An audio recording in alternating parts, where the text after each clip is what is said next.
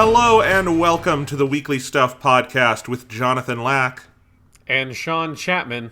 We are here to talk about stuff this week on the show. The PlayStation 5 launched alongside the Xbox Series X and S. We are officially in the next generation of console gaming. Sean, how do you feel? Video games are good. I like video games. I'm having a good time. All right, well, that's it. We'll see you guys next week. No, we are going to be doing our big PS5 first impressions today. We've had the system for a couple of days. We've played some games. You and I have not talked about it at all, Sean. So, for all I know, you could, for some weird reason, just hate this system. I don't think you do. I think you like it. No, yeah, it is very good. It is a nice piece of kit. I am very satisfied with my purchase so far. Me too. I'm loving it. I've played a lot of games. I am excited to talk about this thing, and that will be the majority of our show. There's really no other news or stuff. Neither of us have gotten the new Xboxes, so we're not going to talk about that. There's not as much new there, obviously. I mean, I can tell you about the Xbox Series X UI, because it's the same as on the Xbox One. It's a good UI. I like it. But, there's just nothing there's no big exclusives or anything. So we are talking all about the PlayStation 5. Let's see, I've played a little bit, or I've beaten Spider-Man Miles Morales, I've beaten Astro's Playroom, and I've played a little bit of Demon's Souls. You've played a little bit of those, right, Sean? Yeah, I got mine. My order was delayed by 1 day, so I haven't had as much time. But yes, I've played quite a bit of Miles Morales. I platinumed Astro's Playroom. I played the shit out of that. It's very good. Yeah. And then I've put maybe 90 minutes into Demon's Souls. I got to the point where you can level up your character and unlock all the Archstones in Demon's Souls. Okay. Yeah. So I didn't get that far in Demon's Souls. I really only played about an hour of it, but it sounds like we've played similar stuff. I completed Miles Morales. I 100%ed it. I haven't quite gotten the Platinum yet because you have to do a New Game Plus, and I have gotten all the collectibles and stuff in Astro's Playroom, but I have not Platinumed it yet. But I will probably do that because that game kicks fucking ass, as we're going to talk about. So those are the games we're going to talk about. We're going to give you first impressions on the hardware and the controller and the software and all that good stuff. And that'll be the bulk of today's show. There's two things I did want to hit before then, Sean, which is that it's been a big 2 weeks for the world. A lot of stuff has happened, including... So, Sean, it has been so long since you and I have talked. It's been 2 weeks. I guess that's not too long. We've gone 2 weeks without talking. But these 2 weeks happen to be the 2 weeks in which the election happened. And Joe Biden won. Joe Biden's going to be president. Donald Trump got his fucking ass kicked. That's great. That's really good news. Now, he's being a little pissy ant boy, and so is the rest of the GOP. But, we kind of knew that. So good news there. But it was a dramatic finish because it took about a week to count everything. And you were traveling and had your brother's wedding during all of that. I could barely get out of bed on some of those days, Sean. How were you doing? It is, I have to say, so, just because for listeners of the show, we didn't take a week off because we recorded an episode beforehand. So we had the Gundam Seed episode last week. But yes, so it's been 2 weeks since we recorded. And so over the course of those 2 weeks, the election happened. And then part of, the weird thing with the election happened is that my parents had gone down ahead of time. So, I basically, to go to my brother's wedding, I flew in Friday, the wedding happened on Saturday, and then I flew back on Sunday. So I was just an in and out job. My parents drove down earlier. So the whole election week, I was also super busy because that was the end of the second 6-week grading period for the semester. So I had a bunch of grades I had to get in. So it was just me alone. I didn't talk to anyone other than basically teenagers and maybe 3 adults that whole week because I just didn't have time to talk to other teachers or anything. At work, and so it was just me trying to process all that shit happening, and it went exactly the way I think generally you would predict. There was a couple of maybe in these areas the Republicans is slightly better and stuff like that, but generally speaking, we all knew that election night on Tuesday it would skew heavily in Trump's favor because of the mail-in ballots. It played out exactly in the states. We knew which states it would be. We knew the exact scenario would be. Even knowing that that's how it would play out, it doesn't make it feel any better to watch it in real time and spend those hours on Tuesday night being well, I know the logic of how this is probably going to turn out, but in the middle of seeing, all the states be red, it's this is not, having flashbacks to 2016 for sure.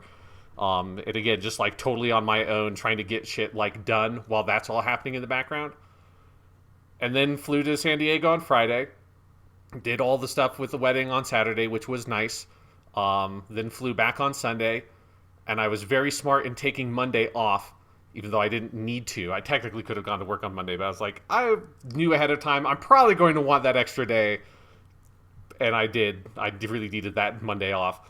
Had Monday off, then went back to work, then had to stress out about whether or not my PS5 order was going to come in on time, because the shipping information from Walmart didn't update until noon on Thursday.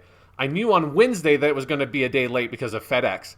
But Walmart did not communicate anything of that to me. But because it was a day late, I did get 5% discounts. That was nice.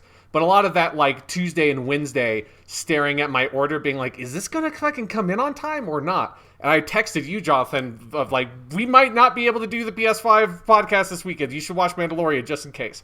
But luckily, I did get it in on Friday. Let's see, what else happened? And then, then this other big thing happened. A quick update on the Playcast. Also, over the course of the past week, we have gone full remote at my school or at my district. So that transition was happening very slowly when everyone knew that it clearly was going to happen, because look at the fucking country.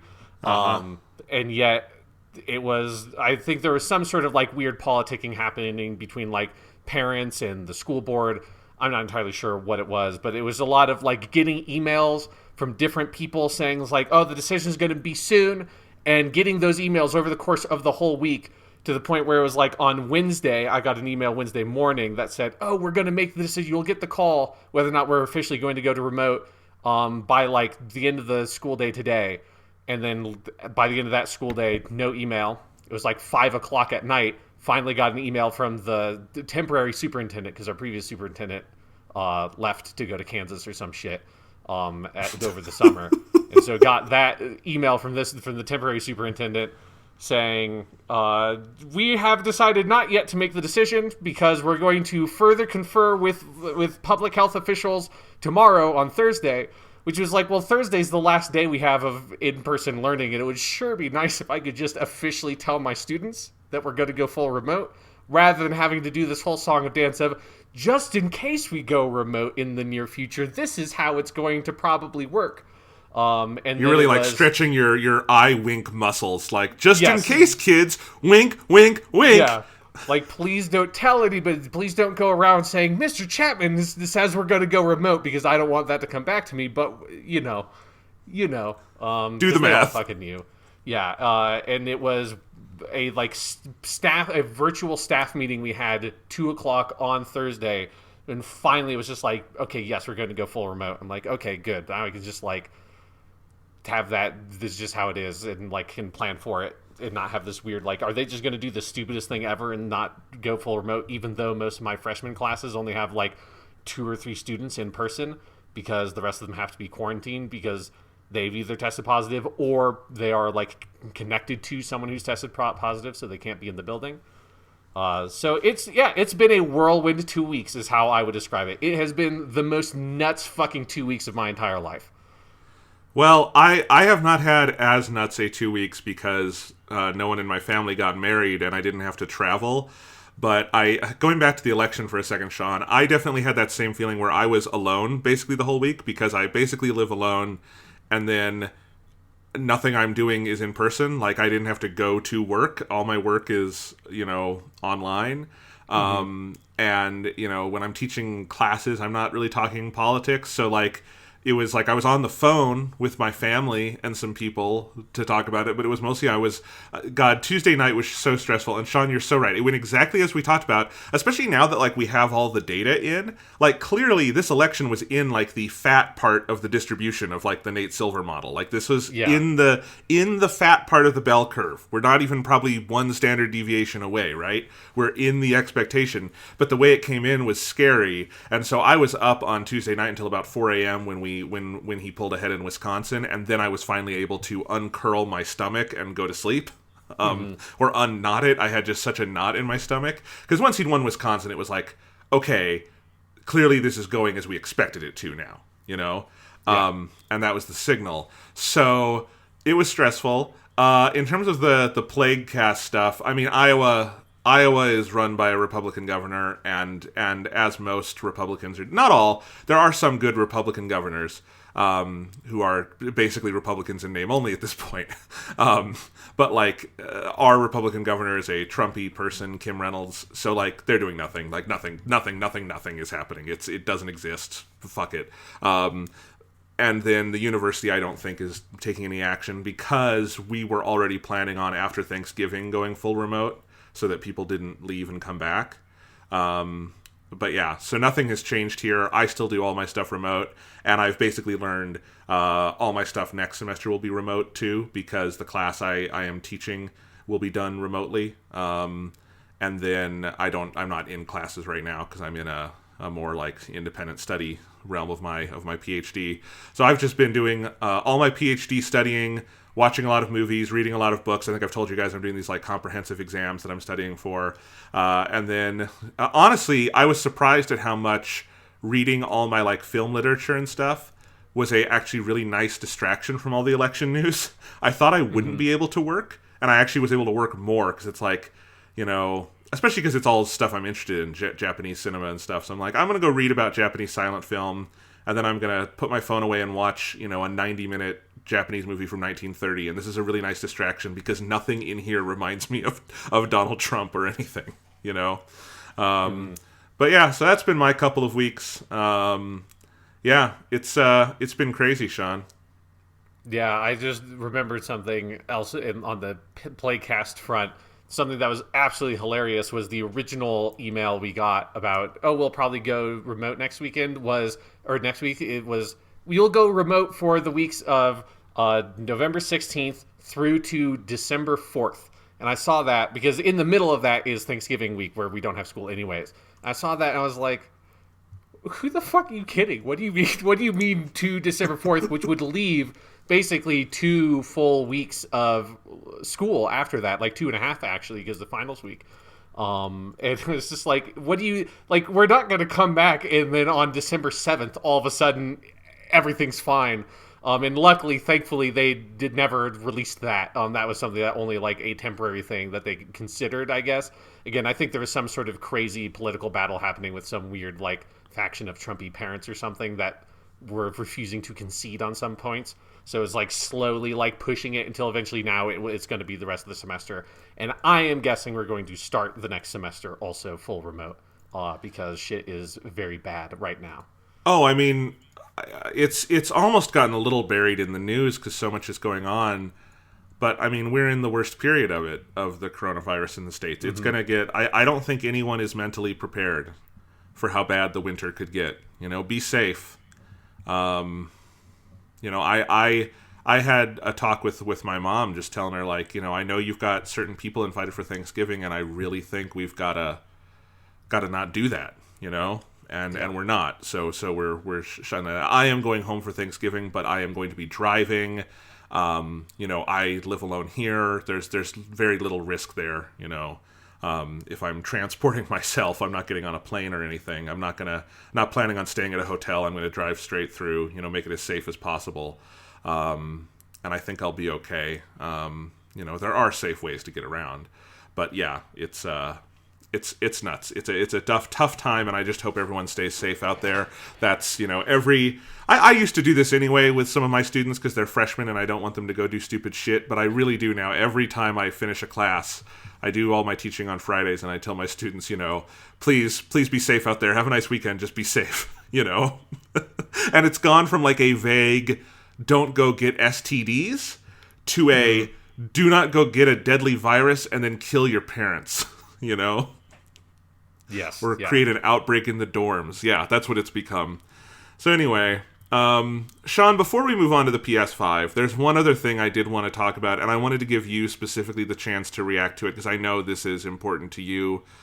Specifically was the passing of Alex Trebek, the host of Jeopardy. Beloved host, hosted the show since 1984, so 36 years. Almost 10 years more than either of us has been alive. Alex Trebek was hosting Jeopardy and did a phenomenal job every day for 36 years. Few people, maybe no people, have ever been better at their job than Alex Trebek was.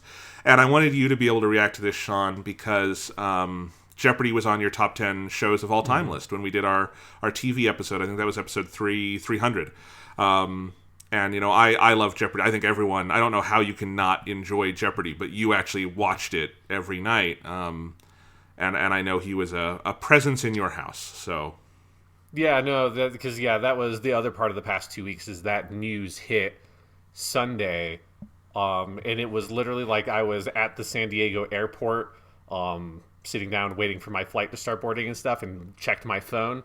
Don't never check your phone right before you get on an airplane. Just don't do it. Just if there's something has happened, because it's like it was I swear it was like 5 minutes or something right before I boarded the plane.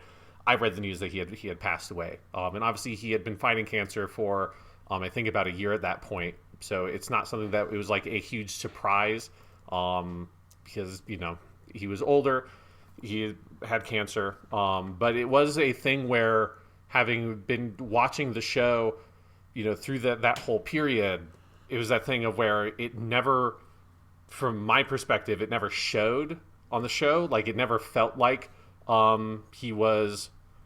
you know, failing in his health or anything. Like he just felt as lively as ever. So even though I knew it was probably going to happen sometime in the near future, it still did hit me pretty hard. And so I had a whole plane ride to sort of like sit with that and be like, well, shit, now I just have to sit here in this weird, like awkward plane where, you know, there's no one else in my row because everyone's social distance and everyone's wearing masks. And I'm just like sitting here in this weird, like window seat corner on a plane. But yeah, no, I mean, Alex Trebek is, I think, one of the most beloved and most like significant pop cultural figures in modern American history. It is that thing where like reflecting on him and like his significance to me specifically, there's a certain thing of, I think Alex Trebek symbolized a much better version of like masculinity than what we normally get in American culture, right? So he was this, you know, I mean, he was a nerd, right? He was this guy who's standing up there and he knows everything about everything because he has the answers to all the questions, but he's also very smart and he converses with people really naturally and he's very interested and curious about the world and about the contestants and about things and knowledge and information and science and philosophy and history and everything, right? And he made that like cool because he was the coolest motherfucker on TV while he was doing all that shit. And it wasn't about being the toughest guy or like playing sports or whatever it is, right? Like the things that we normally sort of associate with masculinity as a male role model in our culture. Like, I think there are a few people like Alex Trebek. You have like, a Mr. Rogers that is in a similar category to me, that shows like compassion, kindness, curiosity, and intellectualism are values that we should embody and we should strive for. And he has done that for 30 plus years on Jeopardy. And I hope that the show continues. Like there have always been lots of rumors that Ken Jennings would take over after Alex, and I hope that that's what they do because I want Jeopardy to stick around because I think as an institution it has a value in that way to give people this thing to look at of like it is okay and cool and sexy to be like this. You don't have to be aggressive, right? You don't have to be that version of what you see in the most TV shows and stuff like that. You can be this other thing, and Jeopardy like celebrated that intellectual curiosity more than any other TV show I've ever seen. So if you have not been watching Jeopardy, I think they have like 20 something episodes that Alex had recorded before he passed away, and so this season is still ongoing, and they're going to continue to air those episodes as he wished, and I think is the right thing to do. So even though he is gone from this world, like his work still remains in this very real sense that he is still on your TV every night. So I would recommend people tune in and watch some Jeopardy if you have not in a while. Yeah, they'll be airing until Christmas Day. They're going to air his last episode on Christmas, which I think is a really lovely thing because people will be together with their families as much as possible right now, and be able to celebrate Alex Trebek's life. I feel like is what that will be. Not not to mourn. I think we can mourn it, but I think, when you're watching the work, it's a celebration, right? Yeah. And of course, there's the whole fucking catalog of 40 years of this, and Jeopardy doesn't really age. Like, it's not a current events show. If you watch a thing from 20 years ago, the trivia is still fun to know. Yeah. It's still fun to see some of that. You can go watch those like Ken Jennings episodes where he's winning, and you're like, this is fucking cool. Yeah, it's a bummer. And I think the Mr. Rogers comparison is good. I feel like there's like the triumvirate of the good white men we all love, and it's Mr. Rogers, Alex Trebek, and Tom Hanks. Uh-huh. And one day we are going to get the Alex Trebek documentary akin to the Mr. Rogers documentary from a couple years ago that will come out in theaters and make everybody cry. Because the other thing is, like, Alex Trebek and Jeopardy, everyone kind of knows someone who's been on Jeopardy because it was on so long, and so many, and it was 3 contestants every night, and like, there's so many, and it was not a like celebrity stunt casting thing. They did their celebrity episodes now and then for charity, but like, it's just normal people. Sean, our high school European history teacher was on Jeopardy, and she showed us the tapes, and that was so cool. And I follow some people on Twitter, like Twitter friends I know who have been on it, and I'm like, and to a person, anyone who's ever been on Jeopardy has nothing but good things to say about that guy. There's no like seedy dark side out there, and it's so cool. It's just so cool. Yep. No, Jeopardy's amazing. Rest in peace, Alex Trebek. Like, what a legacy.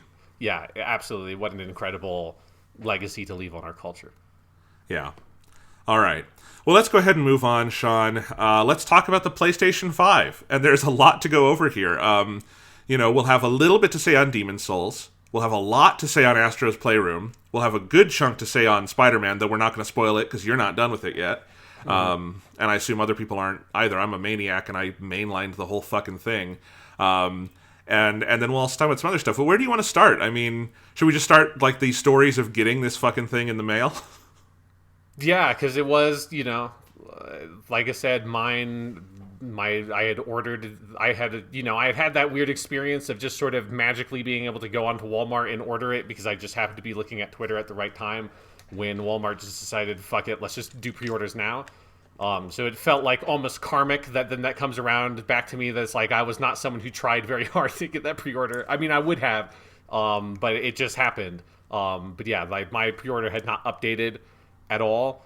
And then it was like that Wednesday before the console came out on Thursday, I went on to customer support with Walmart, and I was like, why? Like, what's happening?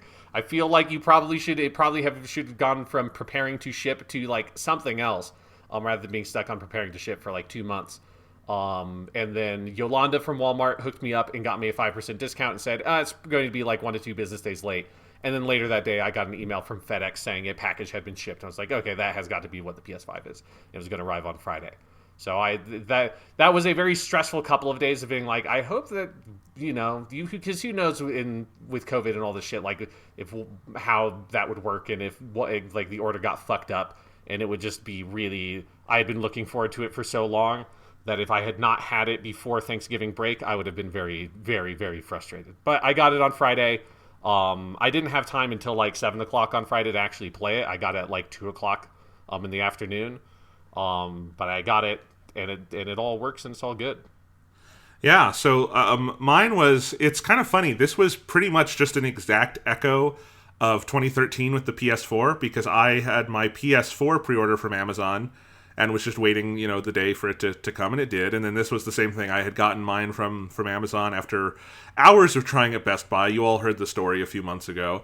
And then it was the same thing. Amazon, just very easy. Their shipping stuff is obviously the best. So it was coming via UPS. And then I had ordered my games separately from Best Buy because I have the Best Buy credit card, and I save money that way. And so I had ordered Demon's Souls and Spider-Man. And this is the funny part of the story, Sean, is so I wake up in the morning on Friday, or Thursday, and I didn't really have any work to do on Thursday, so I was devoting Thursday to PS5. I'd like gotten my work done for the week on Wednesday. And so I wake up Thursday, I had the UPS notification, it's coming in like this window between like noon and 3, which was very accurate. It came at like 1:30. And so at 11 a.m., I drive over to Best Buy to pick up my games. And I get there, and I had gotten the notification that Demon Souls was ready, and I thought I had made them in the same order, and so I just assumed that meant both games were ready. So I get there, and they get Demon Souls, and they're like, we can't find Spider-Man. And they told me, like, it looks like we didn't get our shipment of Spider-Man in. And I'm like, okay, that kind of sucks, but, like, it's not their fault, whatever. Sometimes things happen. And like, the woman had seemed like she, who was there helping me, like, checked fairly thoroughly. And so I, like, believed her, and I went home, and I'm like, yeah, maybe I'll get it digitally if it's, like, super delayed or something. But I get home, I start playing with the PS5. I'll talk about that in a second, because I had a weird case trying to set this thing up. But anyway, then while I'm, like, getting my PS5 set up, I get an email from Best Buy saying, Spider-Man's ready now. And I'm like, what? And so I go back over, and I guess they had just found it, because they were not getting another truck in until Sunday. So I thought that was the earliest it was going to come. But I had to drive back over to Best Buy later that night and get Spider-Man and then come home. So that was kind of weird, because also my Best Buy is not close to me. It's like a 15-minute drive. So that was kind of funny. But anyway, then, yeah, getting my PS5, the box that the PS5 box was in is hilariously giant. It's now in my storage room and is bigger than any other box I have, other than, like, my TV.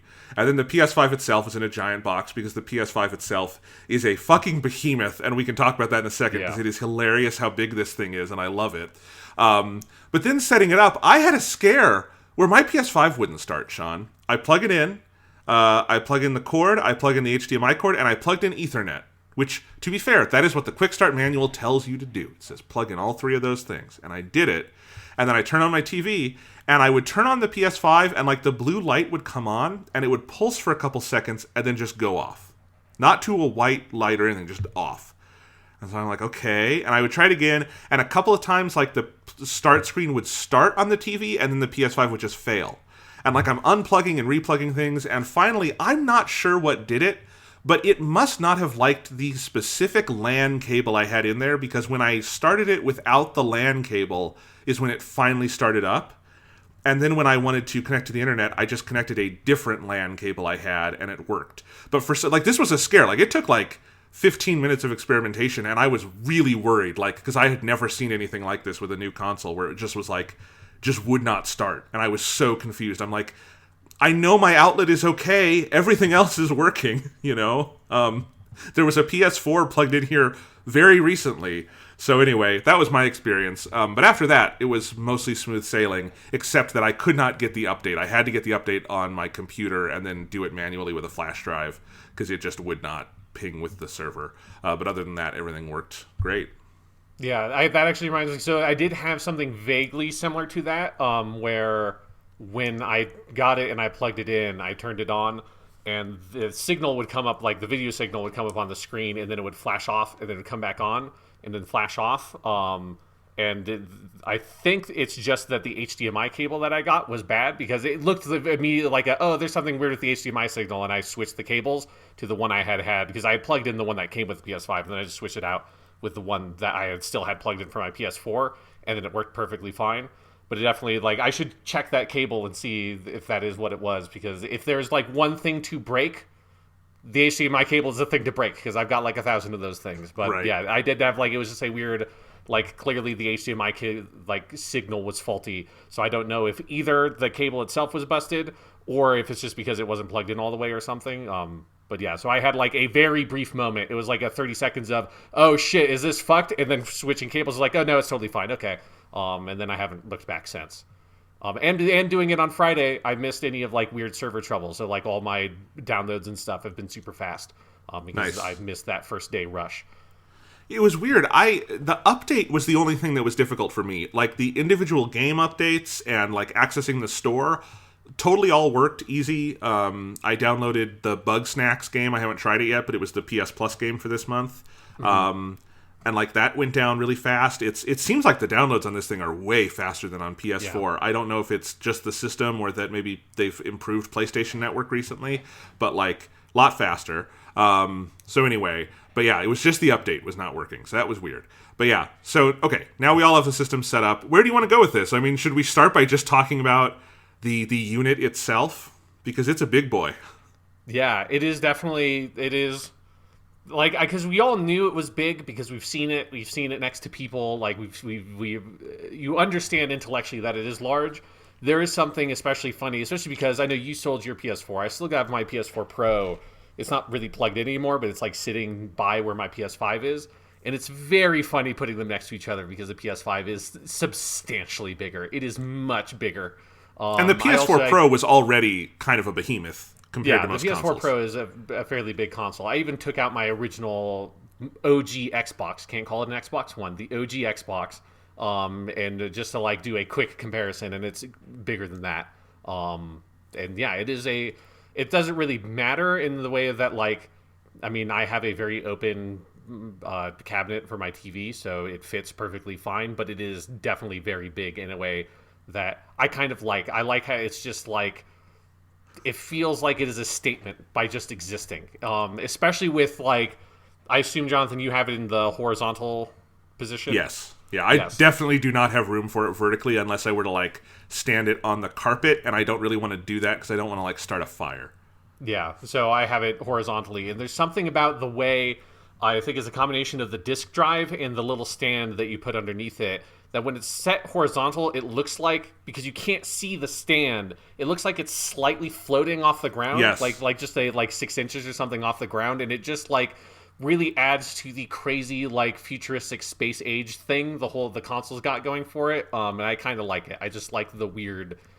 It is a weird looking thing, but in a way that I have grown extremely fond of now that I actually have it. Yeah.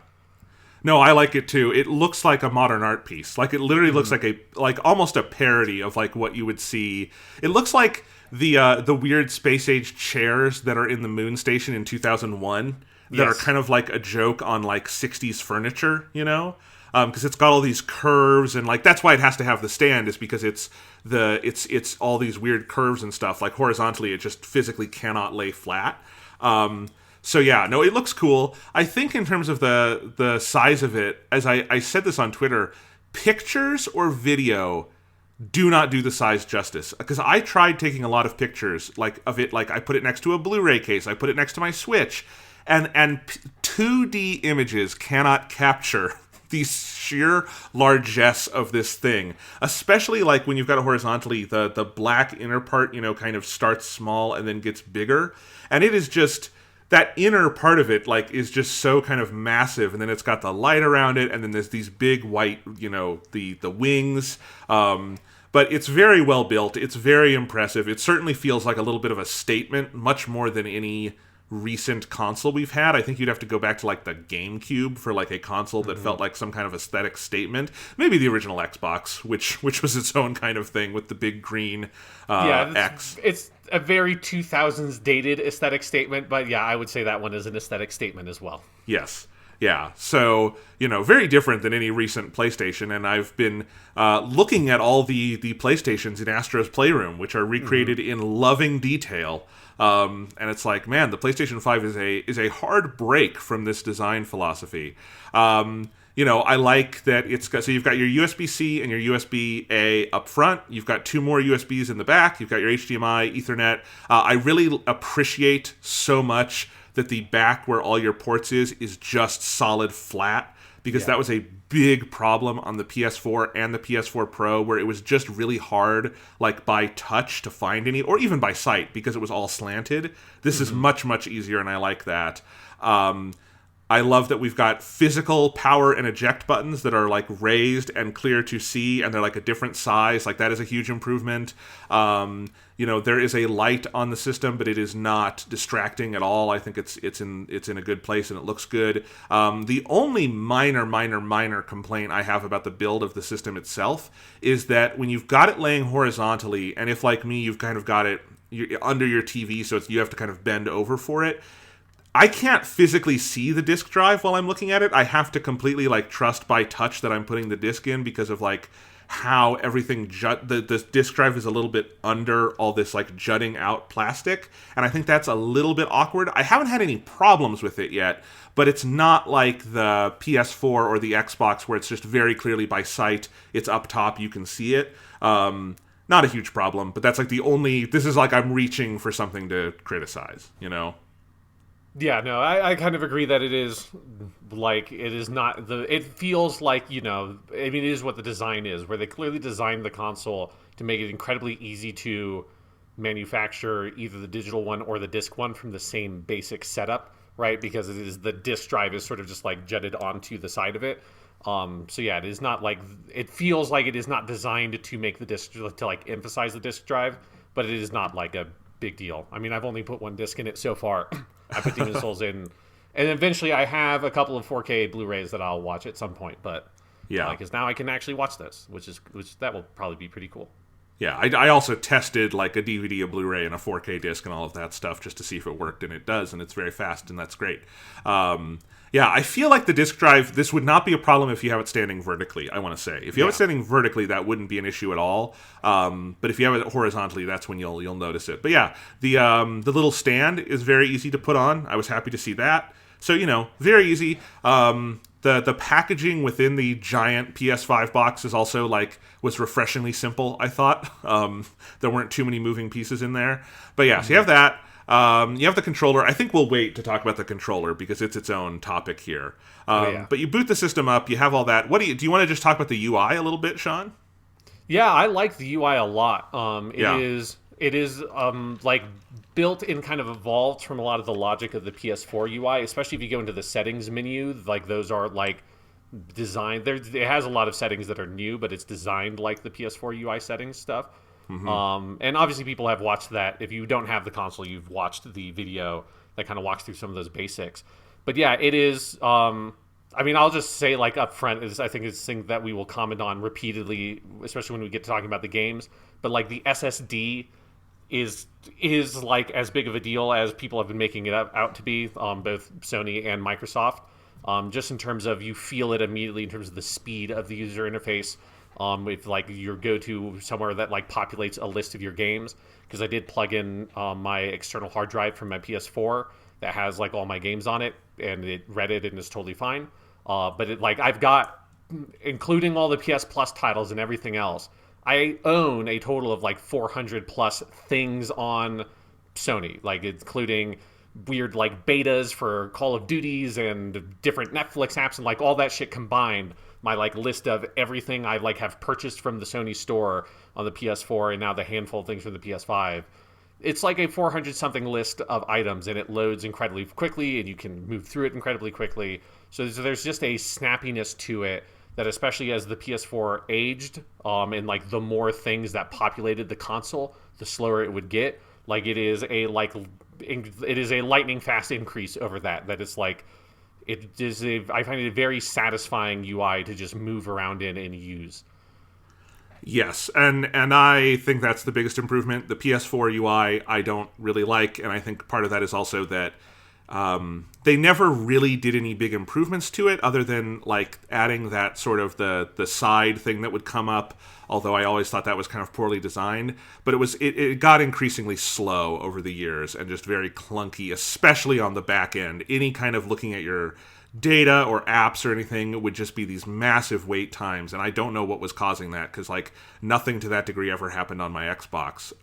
But it was very slow, and then this is the exact opposite. It's extremely fast. You can get into everything, lightning fast. The PlayStation Store being just completely integrated is a game changer. Oh my god, that's wonderful. Because now they've redesigned the store on the Microsoft side, and it's really good and it's really fast, but it is still a separate app. And I don't know, maybe that doesn't matter on the Series X, where maybe it can just load into that super fast. But on Xbox One, you do still have to wait a second while it loads into the store. This is just, it's part of the menu. It's just part of the UI. It's all fully integrated, and that's really nice. All the back-end stuff is very fast. I still think some of their, when you go into your game library, I think the organization and look of it I don't love. I prefer how Xbox does it and just has a few more options and things. But I still think it's much better than what you had on PS4, in part because PS4 had all this weird stuff where, if you had a game in your library and you were going to try to launch it, and you hit it, it would take you to the store page for some reason, and then you would hit play. And it's just it's a lot more logical how the PS5 does it. It's a good UI. I also think so speed is the biggest improvement, but in terms of the design itself, I think the the menu that pops up when you're in a game and you hit the PlayStation button, Yeah. the like lower menu, is really good. There's a couple of things it's missing. It is missing a clear trophies window, and I don't know why that's not there. Like, you can, with the game you're playing, you can see certain trophies in the like card system, but there's not just a like trophies window, and I wish there was one. And I wish there was also a little capture menu to see your recent captures. But other than that, I like all the options. If you've got headphones on, it's really easy to get to the volume adjustment. Everything, and it's very fast. I think some of the card stuff we can talk about, it seems neat. I like bringing up Spider-Man. It'll just show me a list of trophies that I haven't gotten yet, and I'll be like, ooh, I could go get that one right now. So all of that, I think, is a big improvement over the PS4. Yeah, and there's definitely, now that I've been using it, there are a couple of like shortcuts and ways to get around it that I think are really nice. So one thing that I have found is like a secret like killer feature is voice search. So the controller just has a microphone in it. So if you go from the home screen of the PS5 and from anywhere basically in that home screen interface, you can go up to the top and select the like search bar or whatever, and from there you can just search using voice, which is incredibly quick. And that will include things that will bring up like store results. It will also bring up, this is how, because again, I have like 400 things. So there's no like, it doesn't matter how you sort a list of 400 things. It's going to be hard to find one. If you have 400 fucking pieces of hay, it's going to be hard to find that one needle, right? But if I just go up there and I search and use voice, I can just say Genshin Impact into the controller, and it just brings up Genshin Impact incredibly quickly. So that is, if you're like using that interface, I would highly recommend using that search feature through voice, because it's obviously way faster than typing, and it makes it like, I think the store is now, this is like the first time in the history of modern consoles where I think maybe the onboard console store is going to be easier to use than the web one, entirely because you can just search by voice and get to things incredibly quickly that way. Yeah, which that is, as I've been I was jumping around a bunch of smaller games on my hard drive, just kind of checking out what the backwards compatibility was like, and that was by far the fastest way to do it, was just to jump into that and use the search thing. Let's see, there's also, because there are ways to kind of get around to some of those trophy menus that are pretty quick. So if you go to the switcher, so if you bring up that bar at the bottom of the screen and you go to the game switcher, which basically shows you a list of your most recently used apps, from there you can go to that game's like a game hub or whatever, and all the trophy information just displays from there. So that's, I think they should absolutely just put because you can customize what's on that bar. They should patch in a way to just put a trophy shortcut there, but you can still get to it in like one or two button presses from that screen. It's just slightly like hidden. Like there's a couple of things like that where you can definitely move around and get to places of the UI very quickly. It's just not all of them are apparent right from the start. Right, and I like that you can edit that. The current Xbox, I'm always going to call it the Xbox Jewel guide, because that's what it was on 360, is very much like that, where you can edit. And this is like the Xbox Jewel guide has, which I think has been the gold standard recently. It's a really good one, and it's got your captures and your achievements right there. And so that's just like I said, the two things I would like added to this. But I like that this one, you can edit the options, you can move things around. Very, very nice. Is there a faster way to get to the power options? Or do you just have to always like bring up that menu and then navigate over to power? I think you just have to bring up the menu and navigate over to power. Yeah. Which is fine. I just noticed that it's something I have to reorient myself on, because on the Xbox you do a long hold and then it brings up power options, and on the PS4 when you brought up the like guide, the power options were just sort of like, I think you like almost, didn't you like start on those when you bring up the guide on PS4? I think it defaults to whatever like your last cursor position was, but if it was the same on the PS4, if you held it down, it would shortcut straight to that menu. On the PS5, now if you hold it down, it takes you to the main screen, and if you press it, it just takes you to the like bar at the bottom. Okay, so that's not a problem, I'm saying. It's just something I'm having to reorient myself with. Yeah. Yeah. So no, I mean all of this stuff is really good, and it's I agree about the store. Like even if it didn't have voice search, the store is just so fast and it's like really well designed. It's really clean. I have found the information is laid out much more legibly than in the PS4 store, for instance. And I think the Sony web store has always been a little like slow and cluttered for me. So I actually really like that like the console side experience is so good now for that. Because it seems like it's going to be really good to search on for PS5 stuff. Another thing with like the way the console works is that you can play all your PS4 games. I thought maybe we should just talk about that for a little bit. I did not have a hard drive full of PS4 games, so I reinstalled a couple. The first one I downloaded was Hitman 2 because A, it's a good game, B, it's got an unlocked frame rate, and C, it loaded the slowest of any game I've ever seen on PS4. And so I thought this would be a good one to test the PS5 on, and it is. I spent some time last night doing a escalation mission on the Miami map, which was very fun, and I have one left to do on that, and I am absolutely going to finish it because it's a cool one. And it's just like it doesn't. I would not say that game loads fast in any circumstance, but it loads a hell of a lot faster now. It like feels like a normal game. And then it does seem like the frame rate is even more stable. It works great with the controller. You know, all the rumble still works with the haptics. And I was like, this is just really cool to have a PlayStation that has like no friction backwards compatibility. It has been a while since we had that on a PlayStation. Basically the PS2. Yeah, was Hitman 2 installed on the SSD or do you have an external hard SSD. drive? I don't have anything external set up yet. I have a drive I might devote to the PS5, but I don't have anything yet. Yeah, so I think the only PS4 game I have on my PS5 SSD is Genshin Impact, like predictably, because that's the only one I'm actually going to be like playing actively.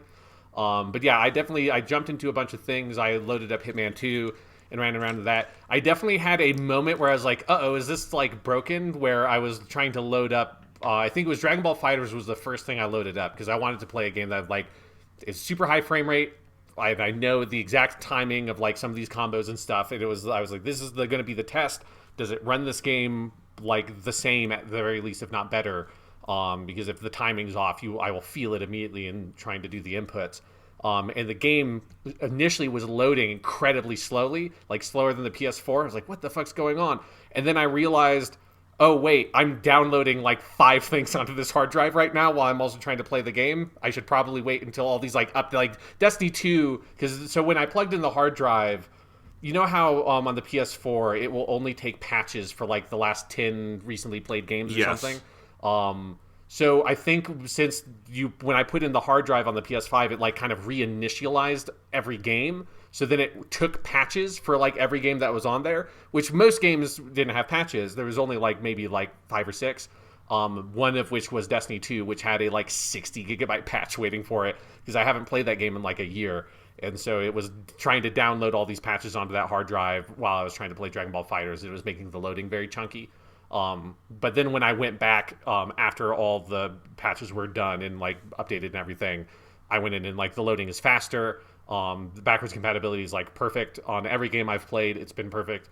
Sekiro runs at a full fat 60 frames per second, and you can feel it. Like I went with my completed game save into a bunch of those like areas that have a bunch of enemies and a lot of like the grass and stuff like that cause the frame rate to chunk up a bit. And it's just I want to go try the monkey section. Yeah. Yes, yeah, I want to go jump into the pile. Unfortunately, I couldn't. I should have, because I think they respawn. I should jump in there and see, does the 1,000 fucking monkeys in that area where you murder them all, does that just kill the frame rate like it did on the PS4? In a way that I kind of liked on the PS4, because it was just a very From Software thing of, let's just murder the frame rate and not give a fuck by putting 5,000 fucking monkeys on screen. Yes. Let's see. I think my biggest test to see if the frame rate would be improved, thinking of other games that don't give a fuck about frame rate, is I loaded up Earth Defense Force 4.1, Shadow of New Despair, one of the 10 best games of 2015, according to me, which is a very good game.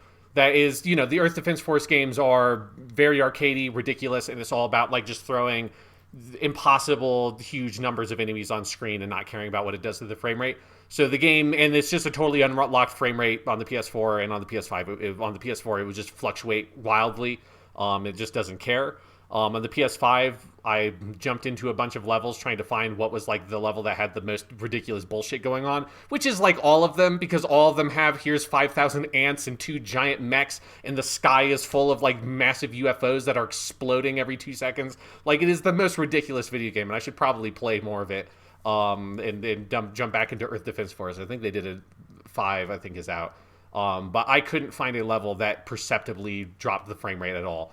So if you have been holding off on playing Earth Defense Force 4.1 Shadow of New Despair until the frame rate was acceptable, now is the time to jump in. It's a 5-year-old game, but it's very good. I mean, it's so exciting, like, because I just have several games that I haven't played that I feel more invested in playing now because I know they'll run better on the PS5. An obvious one is Bloodborne, because the load times have always been a little long on that game, and I know they will be shorter now. Dark Souls 3 had a patch for PS4 Pro that unlocked the frame rate, but it would never really get to 60, and I've heard that does get to 60 now, so you can play Dark Souls 3 on console with a full 60 FPS. That is new. There's just lots of games. Like, it's if you have a PS4 library, it's very exciting to have this back. And this is like, I've had this feeling on my Xbox One X, because it's kind of the same thing over there, though not nearly as drastic as it's going to be now. And of course, if you have an Xbox Series X, you'll get all of these kinds of benefits too. So this is just a cool next-gen thing that we're getting all around. But yeah, it is very frictionless backwards compatibility. You know, so last night I put my first PS4 disc into the console to see what that was like. I haven't done that yet. Yeah, I just threw in Persona 5 Royal because I have not played that yet, and I know I will want to, so I'm like, might as well install this. So whenever, maybe over Christmas, I finally have time to play this, here we go. And like, it's actually really cool. It gives it, you know how for all of your PS5 games now, you go over to the icon, and then there's a page that kind of takes over the whole UI screen, and it has like a piece of music and everything. PS4 games do that too. Persona 5 Royal has its like little wallpaper, and it plays a piece from the game, and it's just like, okay, this is like really nicely integrated into everything. Installs, you know, perfectly fast and everything. PS4 games definitely install faster than PS5 games, because PS5 games are reading, you know, a newer physical media with the 4K Ultra HD discs, and probably have slightly different like data installation processes. But yeah, I have one complaint about the backwards compatibility, and it is relatively minor, but it is something they should fix, which is that HDR on the PS5 is on by default for everything. Right. Yeah. It is on at the system level, which is kind of cool because this is the first system where the UI is also in HDR, and that is neat. The problem is that if you are playing a game that does not have HDR, it'll go into that game and it won't toggle the HDR off. So your TV will still be doing HDR to an image that is not made for it. So for instance, I did boot up Persona 5 The Royal just to watch the cool opening movie, and I realized, oh shit, this is like really dark and desaturated, and oh, this game doesn't have HDR. And the only way to turn that off is to go into the system setting video and screen menu and toggle HDR off, and then go back into your game, and it'll be the way it is supposed to look. So this is not really a problem for PS5 games, most of which have and will presumably have HDR, but most PS4 games don't. Some of them did get patches for the PS4 Pro, but there are plenty of PS4 games that won't have that. Luckily, I did test a DVD and a normal Blu-ray, and it does toggle off HDR for those. So if you put in a DVD, you put in a Blu-ray, you will not have to do anything. Your TV will adjust and it'll turn off the HDR. And then if you put in a 4K disc, that has HDR by default, so it'll just stay on. But for games that do not have HDR, the PS4 does, or the PS5 does not auto toggle. And I do think they need to figure out something better than going into the system settings menu and turning that off and on manually, because it's a little annoying and you don't want to accidentally play a game. Because if the game is not made for HDR, it'll just look really dark and awkward and bad. So that's a little weird. Yeah. So that's something I noticed that I feel, because they're definitely doing something to sort of like try to compensate for it on the system level. And some games I think work well with it and some don't. So I haven't looked at Persona 5 Royal. But it was definitely like, I thought Dragon Ball FighterZ looked really good. Like it didn't look perceptibly different to me in terms of like the color balance or anything, or the brightness. Same thing with Earth Defense Force. There was something I loaded up though that definitely did, and I can't, because I just ran through like a dozen something games just to be like, oh, does this run? Hey, it runs. There was definitely something that was like, oh, this looks too dark, and I think I realized that. Oh right, yeah. So it's doing it has the HDR thing on by default. Yeah, and I agree. They should, at the very least, because I kind of understand their desire, and there's something I sort of appreciate about. Because not every TV handles like the HDR SDR switch elegantly, and I feel like sometimes my TV, usually it goes black and then it comes back up with the other signal. Sometimes like something with like HDMI handshaking goes wrong, and then I have to like turn my TV off and turn it back on again, or it won't display the image. And so I suspect that's probably why Sony did this as opposed to keeping it the way that it was, is just to like say, let's just not fuck with HDMI handshaking bullshit as much as we can and just have everything be HDR, because also like 99% of people will never even realize. But there should be an option to turn it on and say like auto detect whether or not it's an SDR signal and change into the TV to SDR and be able to toggle that or something. Something they should definitely add. Yes, because I agree. I actually think the overall system-level HDR is good because it eliminates that friction between your games and your UI and everything else. Or like, okay, the Xbox One has this problem where the Xbox One, and I don't know if the Series X has changed the UI to be system-level HDR. It probably hasn't. But if you are in an HDR game on your Xbox and you bring up the menu is SDR, but it's going through an HDR signal and it looks like weirdly dark and just not right. And the PS5 completely eliminates that problem because everything is running at HDR. And I think that's very smart. But as you say, some kind of toggle to just like, hey, auto-detect if and you can even set it, like for a video game, if the game is sending us an SDR signal, exactly what you said, Sean, just toggle it for me. Yeah. These are, the thing is, like, when I say this is a problem, it's a very fixable problem. So, like, this is not like, don't buy a PS5 until they fix this. That's not my point. Yeah, and I think it is worth noting that, you know, it's one of like the different approaches between Xbox and Sony is Xbox, by having the like this contiguous UI between the Xbox One and the Series X, it's like going to be more fully featured versus like a lot of this is a full reset of UI, which means there are some things like folders are not there because folders are always like, that's the feature that always I feel like gets thrown out. I know like Nintendo people always, whenever a new Nintendo thing comes out, it's like, fuck, they threw out folders again. Now we'll have to wait until eventually they'll add folders in. It was the same thing with Sony and between the PS3 and the PS4. But I do think like it is way more fully featured than the PS4 UI was at launch. It's got like sorting options and stuff like that in your content library, which did not exist for like a year plus on the PS4. I think the only sorting option on the PS4 for the whole first year of launch was just, do you want it A through Z or do you want it Z through A? And that was it. And it's like lots of little things like that the PS4 UI accumulated over the years and got like, it's fairly fully featured now. The PS5 UI definitely does not have all of those, and there are little like kind of customization things, like you said, have a thing so I can put trophies just in the bottom menu and stuff like that I'm sure they're going to add that stuff in. Like the most notable one is that there currently is no way to move a PS5 game to an external hard drive. That is something that I'm confident they're going to add in probably like 3 to 6 months.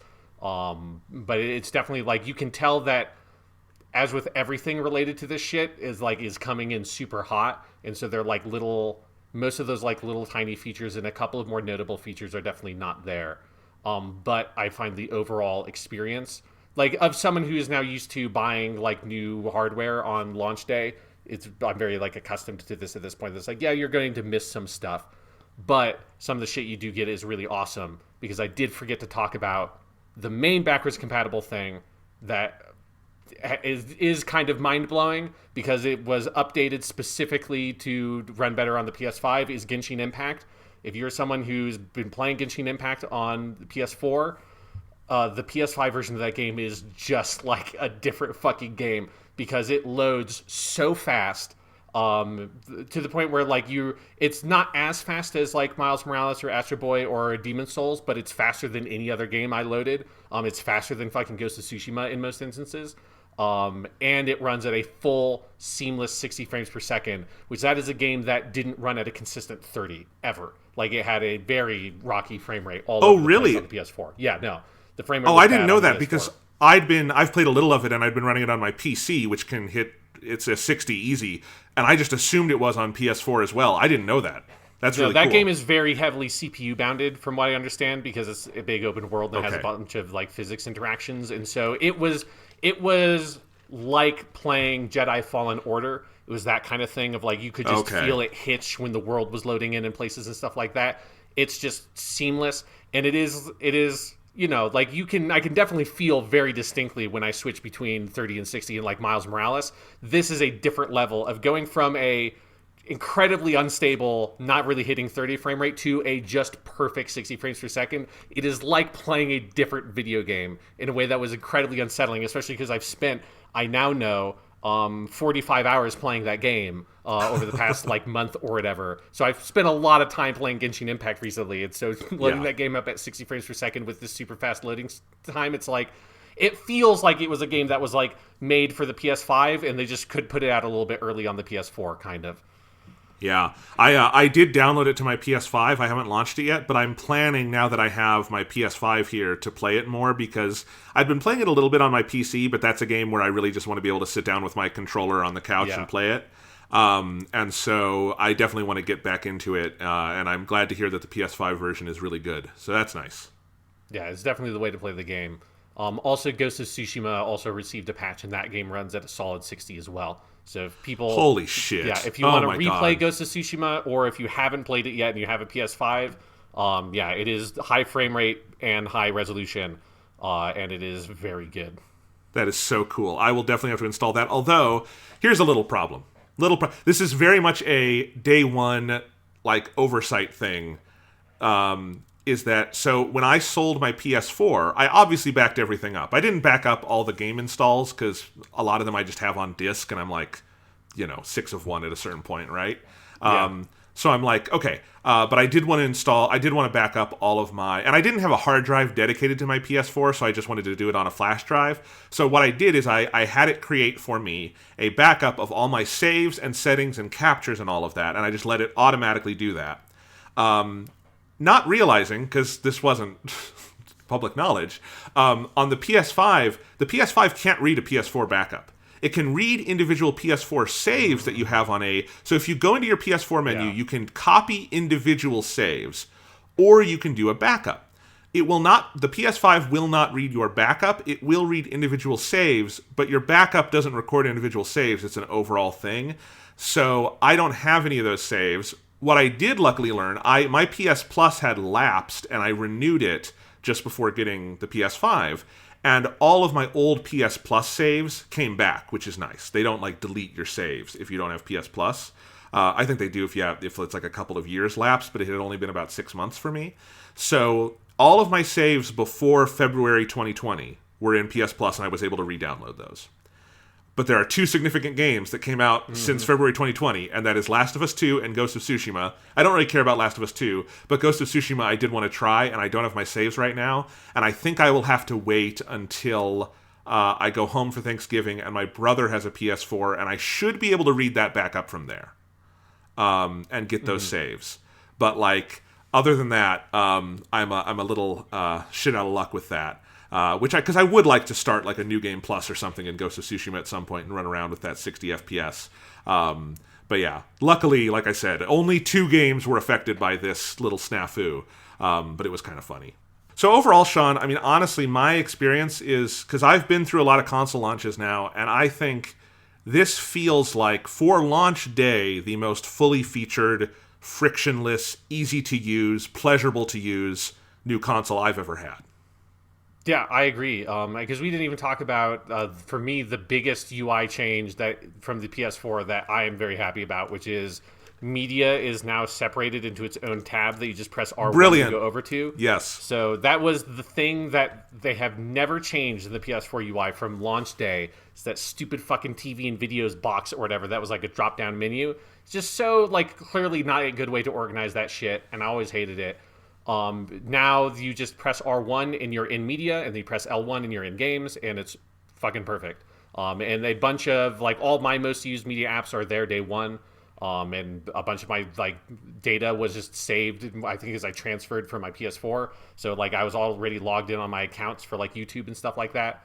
So it even has, like, Spotify. You can play Spotify while you're playing a game if you like to do that on PS4, which I do sometimes. I think also it's the same media features if you plug in an external hard drive that has, or a USB drive that has music or video files. As far as I can tell, it has the same level of compatibility as the PS4 had. So that's what I mean of like, the PS4 couldn't read any external media at all when it launched. And so that's what I mean of like, a lot of this feels way more fully featured than something like the PS4 did. And so most of the stuff that I would do with my PS4 in terms of media around the edges, all that is supported out of the gate on the PS5, which is great. It's really cool because, you know, I think people forget the PS4 at launch had way less than the PS3 had. Yeah. You know, the PS3 was this really full-featured box by the end that could read anything, and like it could just do all this stuff. And then the PS4 was like very stripped down and took a while to build that back up. The PS5 is missing a couple little things around the edges, but nothing major. And yeah, I don't really use my consoles for media anymore other than playing discs. Because I have a Roku TV, so I just like do the streaming apps over my TV. And honestly, for me, it's also a perfect use case because if I'm not using the media apps on my PS5, I just don't have to look at them. They're on a different tab. You know, so it's like whether you're using them or not, it's perfect because they're segregated in this. Segregated feels like a loaded word, but you know what I mean. They're put apart in like the exact right order, and it's very nice. Yeah. So I think we've probably talked about the UI long enough. It's fast, it's clean, it's easy to use. Do you want to mention any of the have you interacted with like the cards at all that come up? Yeah, but I think like there's no way to talk about those without talking about the games that use them. Okay. Because I do like them, but it's I'm really curious for those to see how third parties use them because the 3 Sony games at launch, Miles Morales, Demon's Souls, and Astro Boy, particularly Spider-Man and Astro Boy, use them really, really well. Yeah, but it's a cool, weird feature. Yeah, I'll just say I didn't try it with Spider-Man, but with Astro Boy, you know, today I just wanted to jump straight into the PlayStation Labo room. And instead of launching the game and going there, I just went to the cards and I selected it and it loaded me right in there. That felt like magic, Sean. Just skipping all the logos, all the menus, just bring me right there. That is cool. Please do that, developers. It's nice. Yeah, so I will say all 3 of those games, Astro's Playroom, Spider-Man, and Demon's Souls, that's how it works for all of them. So if you go to those game tabs and you go down to where the activities are, so if you from like a cold boot, nothing is launched, the games are all like, you know, closed or whatever, any of those games you go through and it will recommend activities based on what you've been doing. So like Astro's Playroom, that game is small enough that it literally just has basically every major level in the game in that list once you visited them. So you can launch any major level in the game from the home console screen without even booting into the game, and it skips everything. It just loads you straight there in probably the span of 2 to 3 seconds. Same thing with Miles Morales. I haven't gone to like a specific challenge in Miles Morales. From what I understand, it will if you select it from that menu. But part of the fun of that game is just swinging around the city. But when I was switching between games, rather than going through and going to the main menu and loading into the game, which, to be fair, is only like 10 seconds or something. It is also insanely fast. But if you go to those cards and you just resume from one of those cards, that it's just like a trophy card or whatever that's generic and isn't a specific thing that would load you out in an activity, it will just skip the main menu completely, go from the main interface of the PS5, and load you into wherever your most recent save checkpoint is of the game. And then same thing with Demon's Souls. I've only been at the one Archstone, so I assume that once I go to the other areas, they will appear. But if I loaded up my console right now, Demon's Souls, the last game I played was Miles Morales, so Demon's Souls is closed. If I went to the Demon's Souls tab, went down, there would be the second Archstone for the bullet area, like the first area, basically World 1, 2.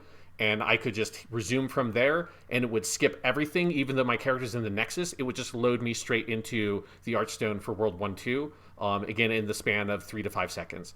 And it is fucking mind-blowing that it just skips everything else. You don't see any of the opening cutscene. It doesn't even like push you automatically through the menus. You don't see the menus. It just takes you there.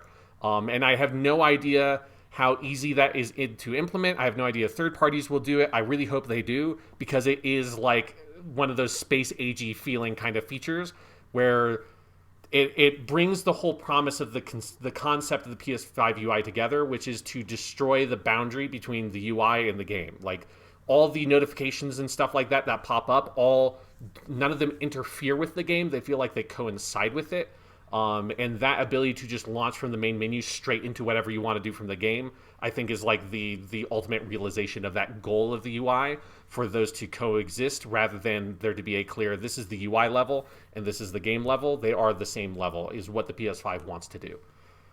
And the possibilities of that are so cool. I mean, just to bring up a game you mentioned earlier, Sean, imagine if they upgrade Dragon Ball FighterZ to the PS5. And what if there was a card that just said, take me to the arcade mode. Yeah. Take me to the versus mode. And just skip all that other bullshit that, like, we don't even think of in our minds as bullshit because it is just part of playing a video game.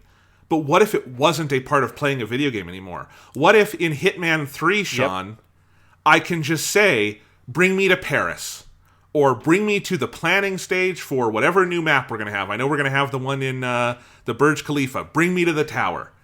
How cool will that be, Sean? Yeah. I mean, that is exactly the use case I can think of, is give me one where I can just go to the training room in Dragon Ball FighterZ, because that's what I do like 95% of my time in that game, is I just run around to the training room and do combos. Let me go to specifically the Team Deathmatch playlist in Call of Duty, because it's the only thing I play in Call of Duty, and I don't need to deal with any of that other bullshit. Or, as you said, like specifically with a game like Hitman, that is in like a service game, which none of the Sony games at launch are.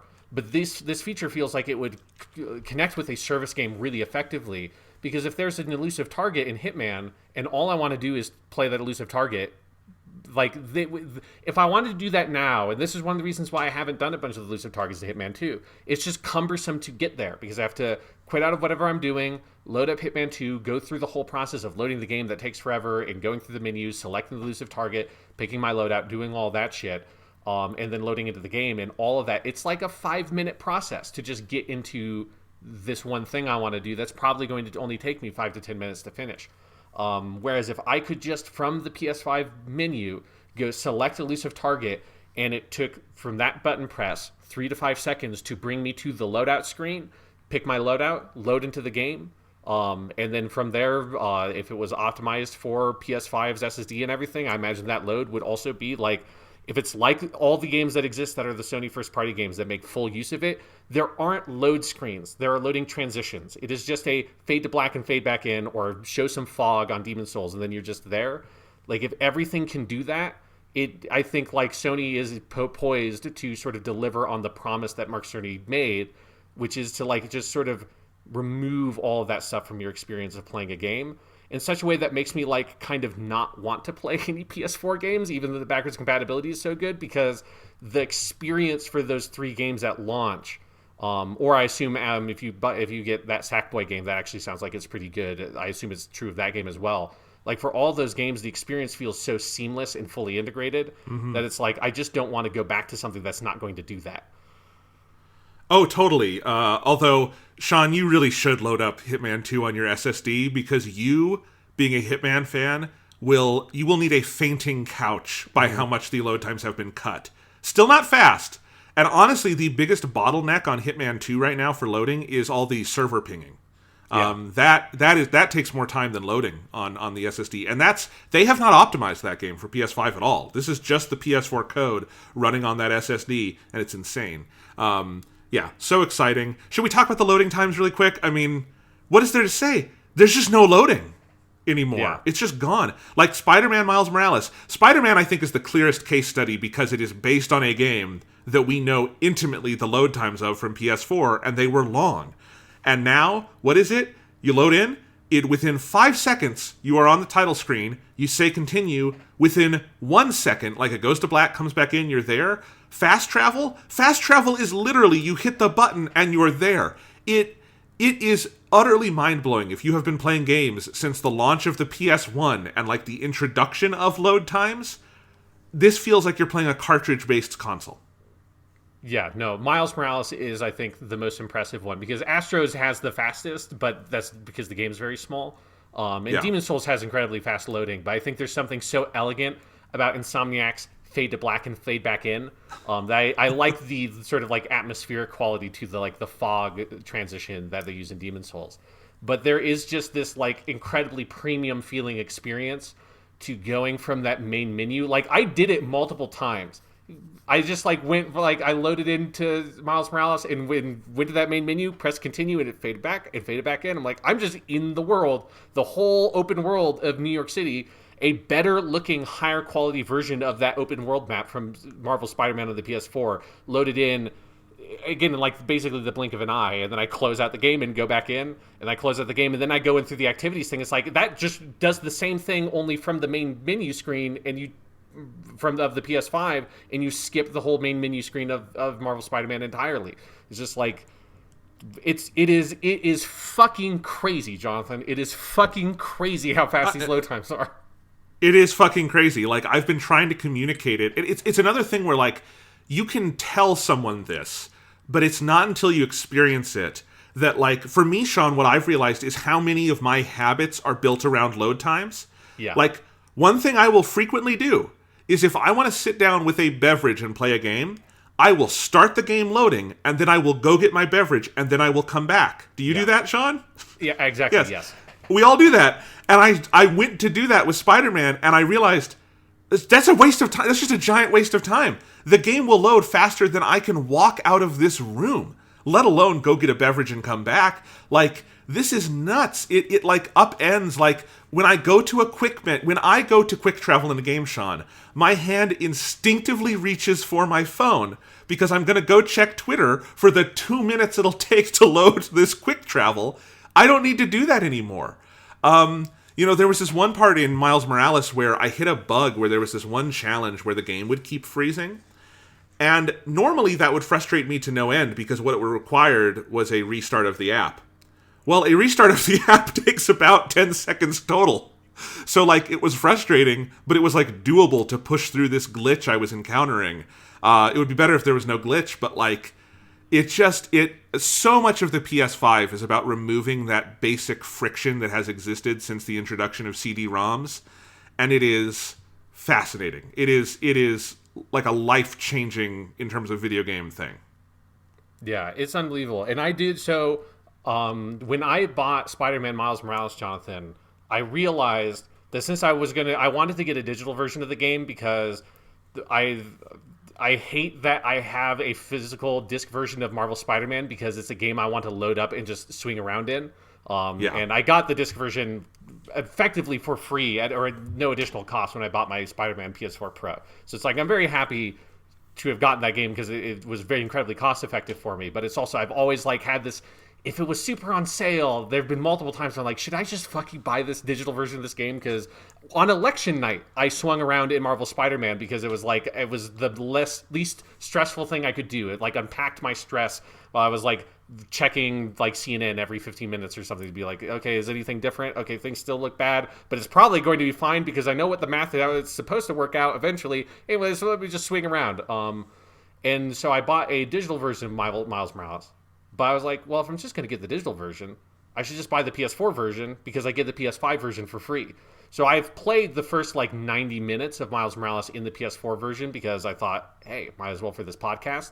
And it is fascinating how different it feels so for instance, if you do a challenge in the PS4 version, just like with the PS4 version of Marvel Spider-Man, if you want to redo the challenge because you didn't get the gold medal, you have to reload in. Like, it hits a full loading screen and everything. Like, they made the loading screens the same way it has for the PS4 version of Marvel Spider-Man, where you have Miles is like character model doing a dramatic pose, and you have to sit there and watch the load. And on PS5, it's like playing Tony Hawk or something, where it just goes in immediately. It has that quality to it. And it's been a thing that has always plagued the modern era of video games, that unless it's a game specifically designed to have that kind of quick restart quality to it, anything like that is just fucking torture to do. And I remember vividly playing Marvel Spider-Man on the PS4 and hitting a stealth challenge that I just had the hardest time getting the gold medal on, and I wanted the gold medal on everything, and me having to restart it over and over and over again, and I got very acquainted with the fine detail of the big-time Spider-Man suit, which is the big one with the big glowing green spider, in Marvel Spider-Man, because that was the suit I was wearing for that challenge, and I saw it a lot in that loading screen. And in Miles Morales, it's just like it's not a loading screen, it's just a transition. Like, you don't perceive a load there. And it's like really fascinating to play the old, like the PS4 version of Miles Morales, which it just feels like Marvel Spider-Man, with new content. And the PS5, the PS5 version feels like a sequel to that game because of how much improved it is. Yeah, I have obviously not seen the PS4 version, and I have a ton of questions, but we'll get there when we talk about the game itself. But I'll just say, like, for me, Sean, I played Miles Morales on the highest available difficulty, and I did so far. I've 100% of the game. I got all the gold medals and everything, and I don't think I would have done that in one weekend if it weren't for these load times. Because like when it's really tough and like you're failing a challenge or something, you just reload and it's immediate. It's almost like playing something like Hotline Miami or something where you just go again and again, and it's just completely frictionless. And it is amazing, like because there were a couple of those challenges, same here, Sean, where like I had trouble getting the gold medal, but on the PS5, well, when you're done, you just hit, or if you like mess up in the middle of the run and you just go to the start menu and say, hey, reload, and you're back in it in literal seconds, maybe not even seconds, milliseconds. It is game changing. And I am so fascinated to hear more about that. I got the version of Miles Morales with the remastered Spider-Man. So I'm excited to play that at some point too, with all of these improvements. Did you get that version? No, but you can buy the remastered Spider-Man for $20 from the menu of Miles Morales. Yeah, so that's what I didn't know because because I think originally it sounded like you wouldn't be able to buy it separately, and then later they said like, oh yeah, no, you'll be able to buy it. Okay. So the way you did it, you were able to get PS4 and PS5 plus Spider-Man remastered, so you're all good. Yeah. That's great. Yeah. Okay. So that'll be cool. Should we talk about so before we transition, I want to say I think all of these things that we're talking about combined, and we'll talk about all the cool graphic stuff you get when we talk about the different games, because another notable thing, every single game I've played on PS5 runs at a solid 60. Yep. That is fucking nuts. This, to me, Sean, along with the controller, which I want to talk about in a minute, feels like the most next-gen console I've ever played. This is the most obvious transition from one console to the next that I've ever seen. PS2, like the PS2 to PS3 jump, where Xbox to 360 was big because of the introduction to HD, and then PS3 to 4, we went up to 1080p and there were some nice things, but like this feels like what it must have been when you went from SNES to N64 or something, you know? Yeah. It's wild. Yeah, I would say like it is. I think it is kind of neck and neck for me with the Xbox to Xbox 360 transition.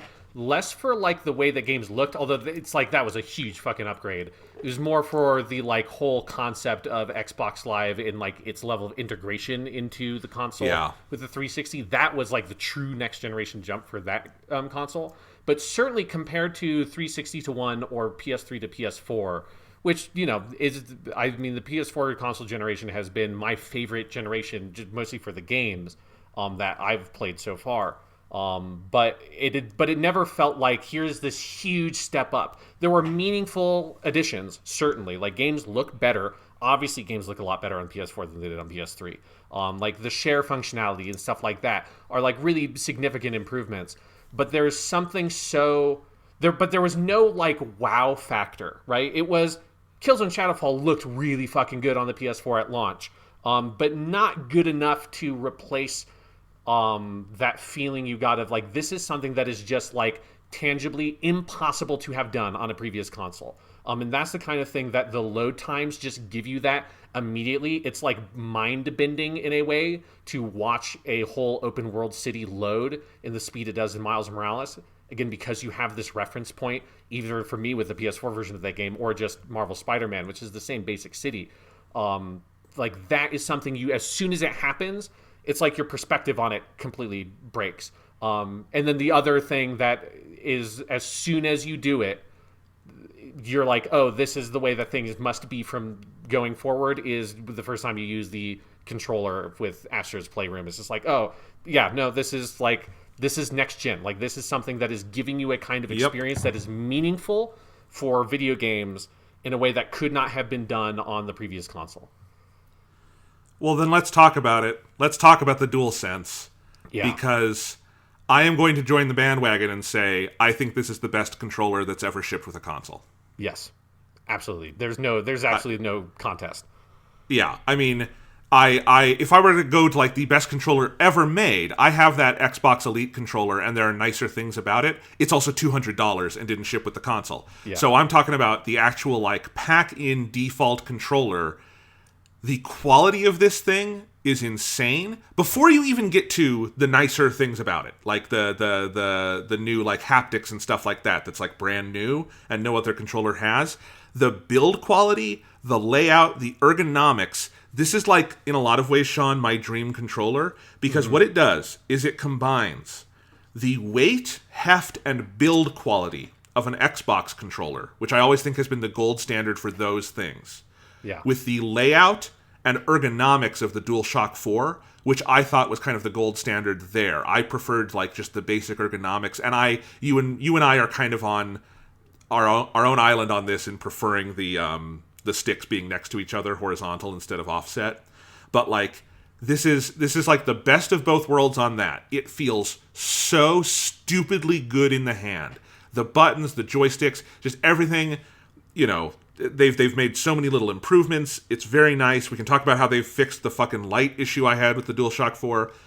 But then you add in the haptics and the adaptive triggers, and it's like, how are they selling this thing for $70? This feels like a premium controller, right?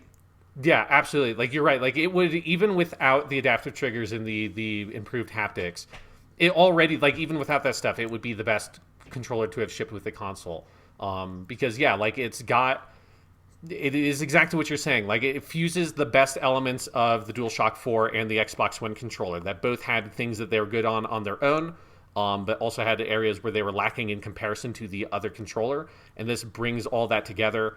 It feels so nice and weighty. I think some of that is just due to, like, you can feel the fucking, like, actuator coils, which is what the haptics are, because they are in the, like, handles. So it's like you can kind of feel the weight of those things there. And so the handles on either side of the controller have this, like, real heft to them that just rests so nicely in the hand.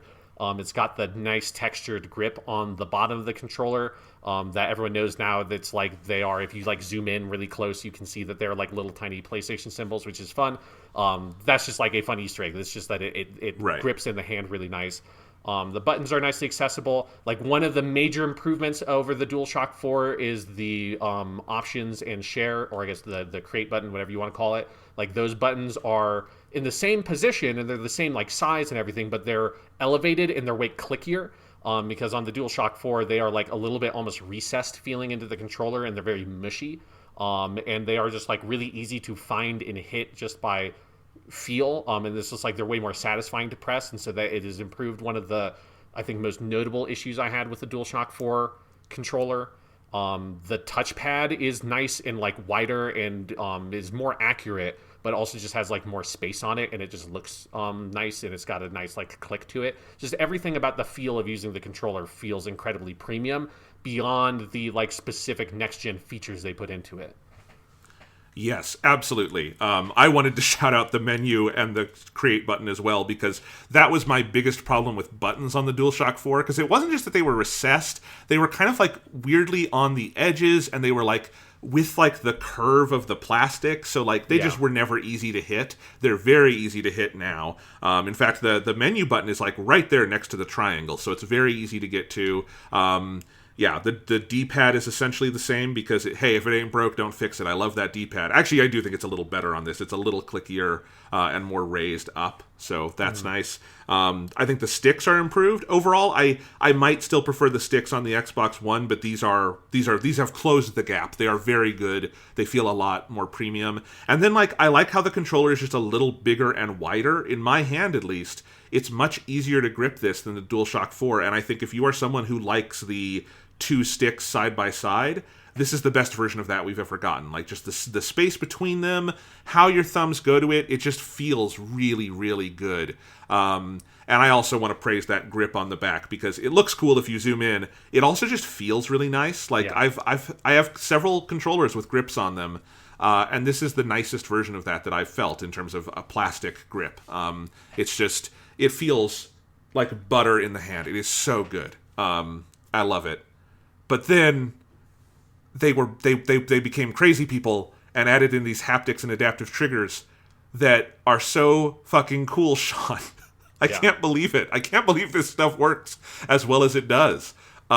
It's nuts. Some of that stuff in Astro's Playroom, there's a gun you get in Astro's Playroom that like shoots like, it's almost like a Nerf gun. It shoots these little balls. And it feels like I'm shooting a gun with little balls in it out of the trigger. I don't know how else to describe it. It just feels like I'm doing the thing. Yeah, there's a level of tactile feedback that the controller is able to provide that is, like, it feels like the thing that Nintendo tried to advertise with the Switch, but like never. I didn't spend a lot of time with the Switch, but it never registered to me as a thing with the HD Rumble. Where they've used it a couple of times, but like. It's never to this level. Mostly it just means kind of a stronger, more precise version of traditional Rumble. It's not a... What I would say that DualSense has done is it has transformed the idea of the function of Rumble feedback.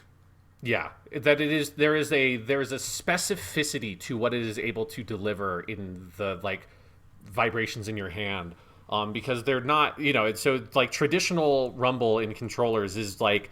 I love this technology just because it's so sort of like obvious and basic, where it's just a fucking weight on a spinning motor, and that's all that a like normal Rumble has in controllers.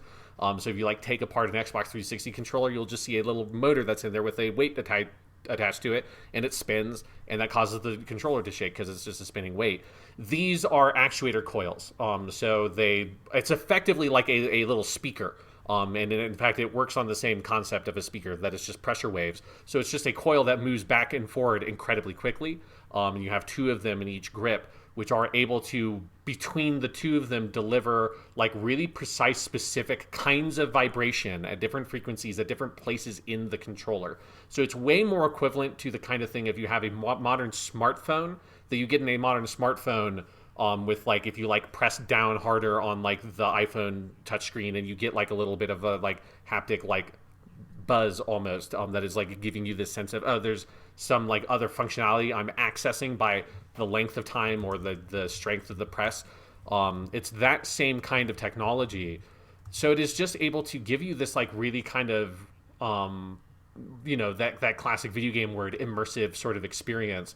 I think the usage of it that was by far the most striking to me was in Astro's Playroom, when you're in the Cloudy Meadows level, and like a little bit into that level, it starts raining, and Astro gets a little like umbrella that pops up out of his head, and you can feel the specific raindrops hit the controller where it hits on the umbrella. It's not just, here is the sensation of vaguely raindrops hitting the controller using Rumble. It is the exact raindrops hitting, and you see them hit the umbrella, and you feel that one hit the controller. And the moment that it went from like, oh, that's a really cool, like crazy sensation, I can't believe how like effective that is later when I forgot that it was doing that, and it was just something I was sort of perceiving, subconsciously in the controller. I registered that rain turned into stronger hail deeper into the level, not because I noticed it by seeing it or because I heard it. It's because I felt it of, man, it's like, it feels like a downpour now. And I'm like, oh, because it's fucking hailing. And I realized that like the first thing my body sort of and mind responded to, the first piece of feedback I responded to, sensory, that gave me that information, was that the controller was rumbling in a different way than it used to. And it was like really kind of, it took me back a little bit. That's like, it gave me the sense of, oh, there is like really legitimate gameplay. It's beyond just giving you a more powerful kinesthetic experience. It also can provide like really accurate gameplay information in a way that is so additive to every element of the experience, that I'm so excited to see what Sony first-party devs are going to do with it. In particular, I hope that third-party devs use it effectively as well. I think specifically Sony's first-party developers are going to do some fucking crazy shit with those haptics, dude. Imagine if The Last of Us were made for PS5, what Naughty Dog would do with the stealth. I mean, my God. Because we're going to talk about the fucking monkey section of Astro's Playroom and why they need to make an Uncharted game for PS5 with that exact functionality.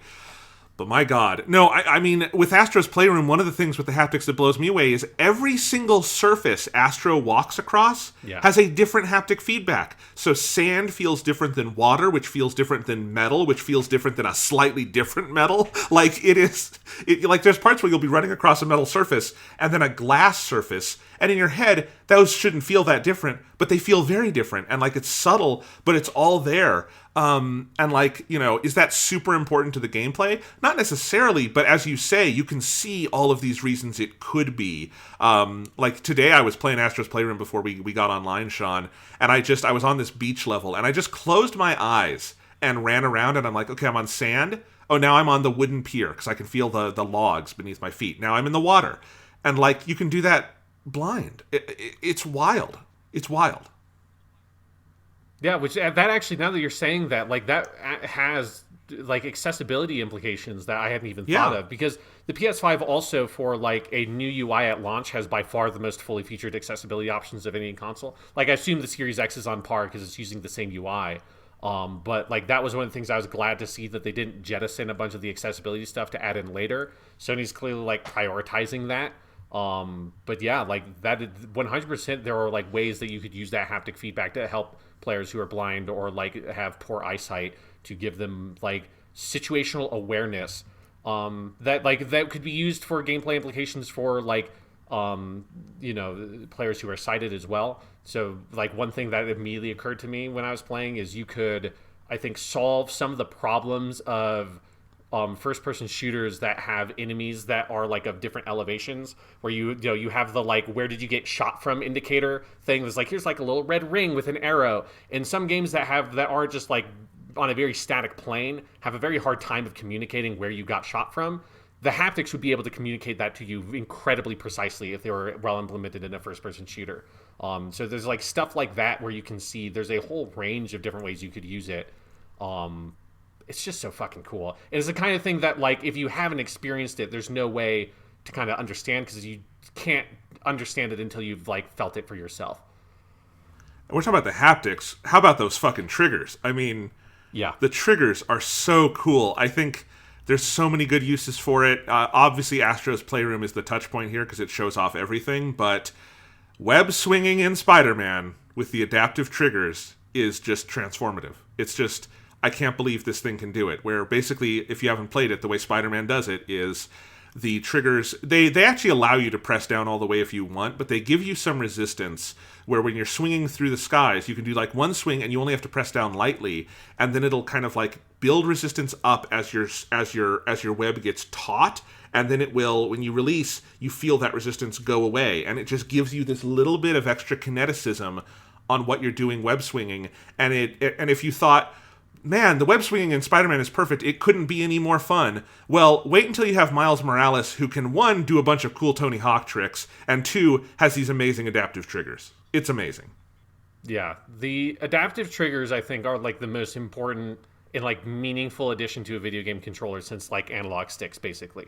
It's the kind of thing where if Microsoft does not do a reissue of their controller, like PlayStation 1 DualShock style, when they put in the analog sticks after the fact with the PlayStation 1, if Microsoft doesn't do that with adaptive trigger something or other on the Xbox, I think they're fucking up. Because, like, not just for like, it would be cool to have them on Xbox in a way that, like, I feel like adaptive triggers have to be a like console parity feature going forward, because it is like really truly meaningful. There are things you can do in Astro's Playroom, and I tested this out because you can turn off all of this stuff if you want to.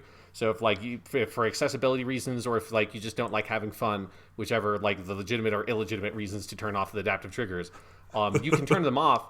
And there's stuff in Astro's Playroom that if you go into the rocket ship one in particular, although the monkey one is another very good example, where they do stuff where the additional resistance of the control of the triggers that they can program in as you pull them give you a level of precision that is game-changing for analog triggers in a way that previously, analog triggers have analog functionality to them, but it was not particularly precise, right? And so most games don't do anything with the analog nature of the trigger. It's just an additional button press that feels satisfying because it's got that pull on it.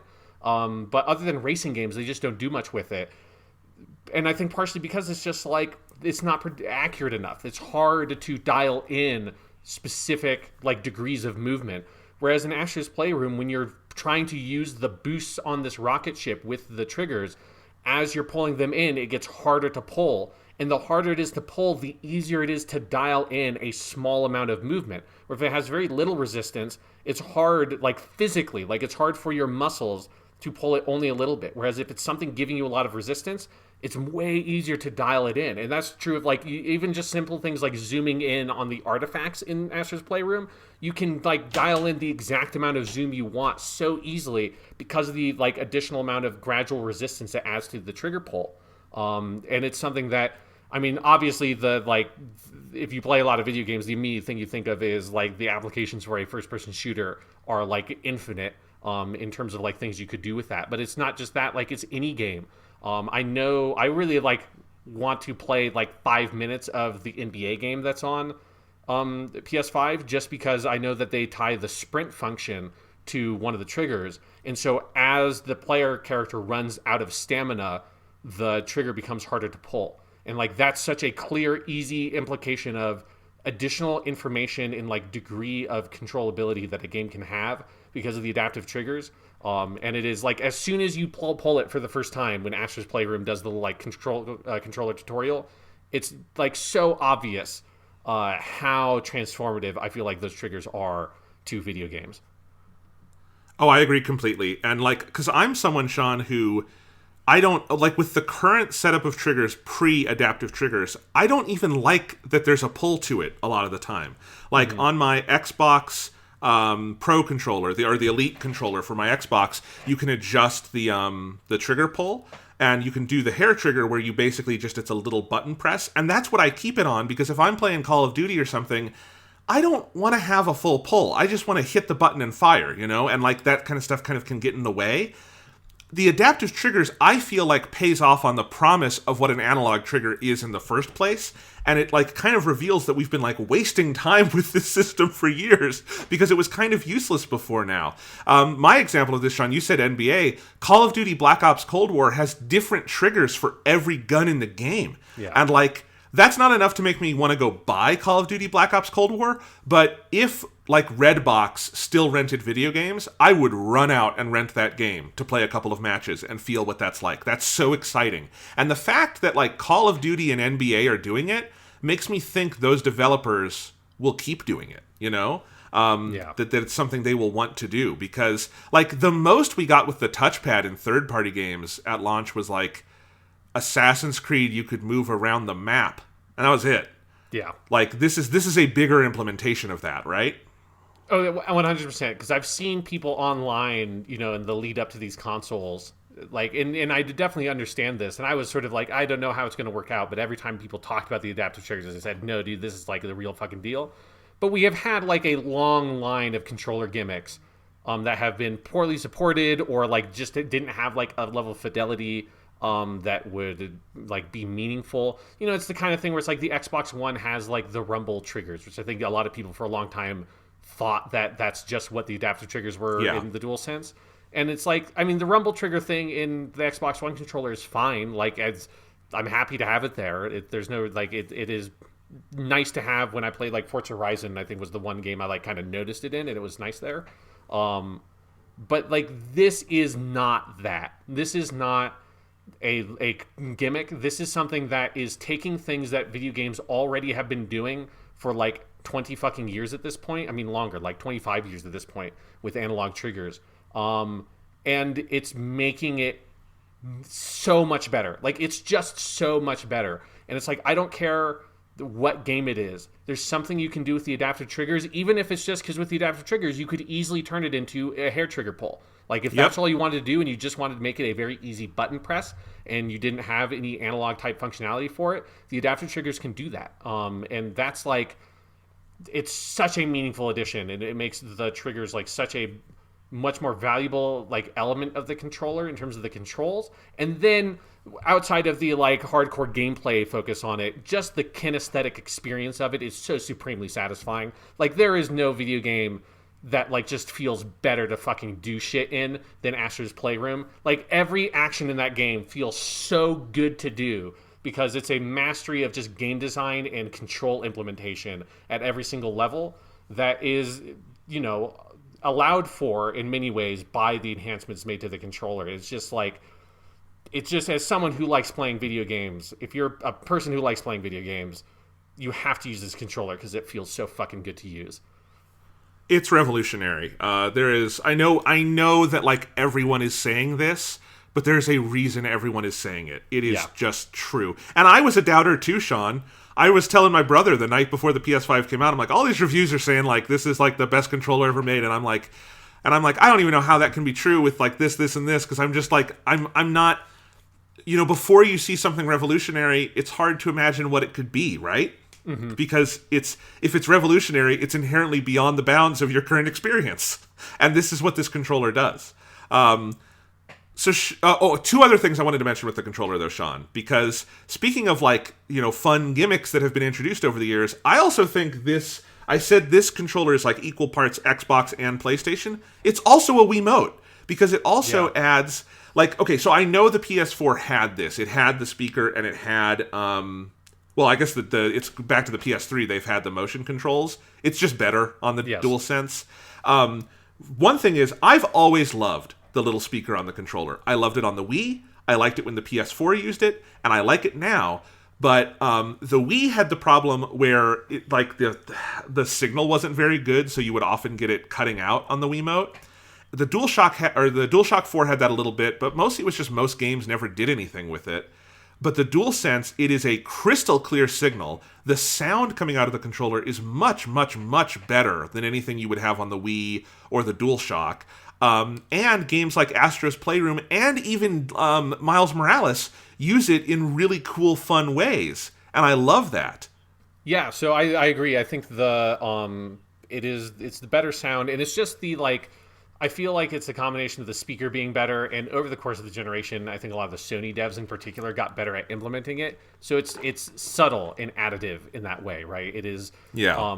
They don't use it for here's a like blaring like burr, burr, burr, burr, burr, when you get like an alert or something, which is I feel like a lot of early games did that. Now it's more like you can hear the swish of the air like as you swing by in Spider-Man and stuff like that. It's very well done. It's very well done. I think the other big thing from the Wiimote, which is obviously motion controls, this feels much more like the Switch Pro controller or the Joy-Con of like it's a very modern, precise gyrometer in there. Mm-hmm. So like in Astro's Playroom, you can like aim and do stuff with the gyrometer inside. It's great. I think everyone who plays Switch prefers on like for instance Zelda being able to aim with the motion controls because it's just so much more precise. It makes me like. All of this stuff makes me very excited for Horizon Zero Dawn 2, even though I haven't even played the first one, Sean. And I feel like that's a game that's going to make use of all of this. Absolutely. And the other thing the controller has, I mentioned it briefly earlier, but it has a microphone on board, which is a couple of things of one. Here's another hot UI tip. If you hold down the mute button for like half a second instead of just pressing it, it will mute the audio from the game while you're holding it. So if there's someone that walks in and is trying to talk to you, you can just do that rather than having to like dump back to the main menu or something, which is what I always did on the PS4. If someone was trying to talk to me, I'm like, I can't hear you. There are explosions happening in my video game. Let me press the button and go home. The other thing it does is you can do some real Nintendo DS ass shit in Astro's Playroom, where it's been a long time since I blew into a microphone to make a thing spin in a video game, but it's here again. If you like doing that on the Nintendo DS, you can do it here as well in Astro's Playroom, and it is a nice. Like I don't think video games are ever going to do that as like a standard thing, but it made me smile when it's like, oh yes, this is like the classic like. Controller gimmick thing of blowing into the microphone to get something to happen in the game. I love it. I hope more games like in the vein of Astro's Playroom do it. Like I don't need The Last of Us to do this, but like if you've just got a fun kind of silly kids game, it's nostalgic for me being a DS player, And the other thing I wanted to mention is, the 3.5 millimeter headphone jack. It's not new. It was on the DualShock 4. I think it's better now. The audio that comes through it is way better. Like it was. This is true of both the Xbox and the DualShock 4. The audio through the headphone jack was fine, but it was noticeably lossy. Like it was just notably a lower quality transmission. And I found, at least on both the DualShock and the Xbox controller, I could get pretty regular interference where the audio would cut out. crystal clear for me so far. It sounds better. It's really fast when you plug it in. There's been no cutout whatsoever. Now, it will take time to know if that will hold up over time, but like so far, it seems like it's an improvement. Yeah, I agree. All right. Should we finally talk about some of these fucking games, Sean? Because they are good. Yes, yeah. This is one of those where this is like stealthily one of the best launch lineups in the history of video games, and I feel like it was hard to know that coming in because everything was coming in so hot in the pandemic and like weird like marketing stuff. But I mean, between Astro's Playroom, Demon's Souls, and Miles Morales, like these are three incredible fucking games that all three of them showcase things about the PS5 in different ways. That it's just like when I think back to the PS4 and I think of playing Killzone Shadowfall, which is fine but not a great game. I think of trying Need for Speed Rivals, which had some potential and then was bad overall. And then those were like the two big games I had. And then most of my time was playing Resogun, which is still good. I actually played a little bit of Resogun backwards compatible on the PS5. I did too. And it's good. That game still is very fun. I mean, there was that, and then it was the like PS4 version of Assassin's Creed 4. And like that's what you were playing. Which, you know, the PS4 version of Assassin's Creed 4 was a meaningful upgrade. Not to the level that Miles Morales is a meaningful upgrade over Marvel's Spider-Man. So yeah, it just feels like compared to that launch, having this like incredible pack-in game that I like Resogun, but Resogun is no fucking Astro's Playroom, and you have a cross-gen title that is way more of a meaningful upgrade than any cross-gen title I've played from the last transition we did, and then Demon's Souls, which is technically a remake, but is the best-looking video game that currently exists. And also is a remake of like one of like the best games on the PS3 that I never played past the first 5 hours or so. So I'm very happy to have this. Like it is just a buffet of new experiences on this console that you would not be able to have like in the same way. Certainly with Miles Morales or at all for Playroom and Demon's Souls on the PS4. And that's just the 3 games we've played because I also know people are loving Sackboy. And I 100% intend to play Sackboy at some point. It looks really good. That's all the first-party stuff. You've also got Bug Snacks, which is a PS Plus game. You can get that for free right now. I haven't played it. Some people seem to really be liking it. In terms of third-party stuff, you've got Assassin's Creed Valhalla, which seems like, A, people are enjoying it, and B, seems like also a pretty meaningful upgrade for the PS5 version. Same with the Series X. You've got Call of Duty Black Ops Cold War, if that's your thing, also seems like a meaningful upgrade. Less so because Call of Duty like always runs at 60 FPS and is pretty cutting edge, but like it's there and it uses all the functionality of the DualSense. You've got Watch Dogs Legion. I mean, it's just like this is a pretty good cross-section of your typical cross-gen third-party games, your really big first-party stuff, some cool pack-ins, some indie games. It's a really stacked console launch. This is not like the PS4 or the Xbox One, where if you bought it, you were going to have a dry spell for a while where you needed to keep your old console out. That's not going to happen this time, in part because they're backwards compatible, but also because there's just a lot out there, particularly if you're playing the PS5. Although some of this, I think, applies to the Series X as well. They just don't have the first-party stuff. Mm-hmm. So it's really cool. Like the launch more than anything makes me feel like I have no compunctions in recommending this box because you do not have to wait for it to get good. It's good now. Yeah, absolutely. Like it is. These 3 games that we're going to talk about like are all fucking amazing. Like they're all going to show up. I know for sure they're all 3 of them are going to show up on my top 10 games list. Partially that's because I've spent half of this year playing video games, just playing old Yakuza games. But the other reason is because they're really, really fucking good. In any normal year, they would feature on my top 10 list. Yeah, absolutely. So where do you want to start? Do you want to start with Astro's Playroom because it's the first one I played? Yeah, I mean that was my first night with the PS5. Was I got it Friday at noon-ish, and then I had a bunch of work stuff, so I couldn't start playing it until, like, I waited until after dinner because I just wanted to sit down and have it uninterrupted, like, 3 or 4 hours to play it.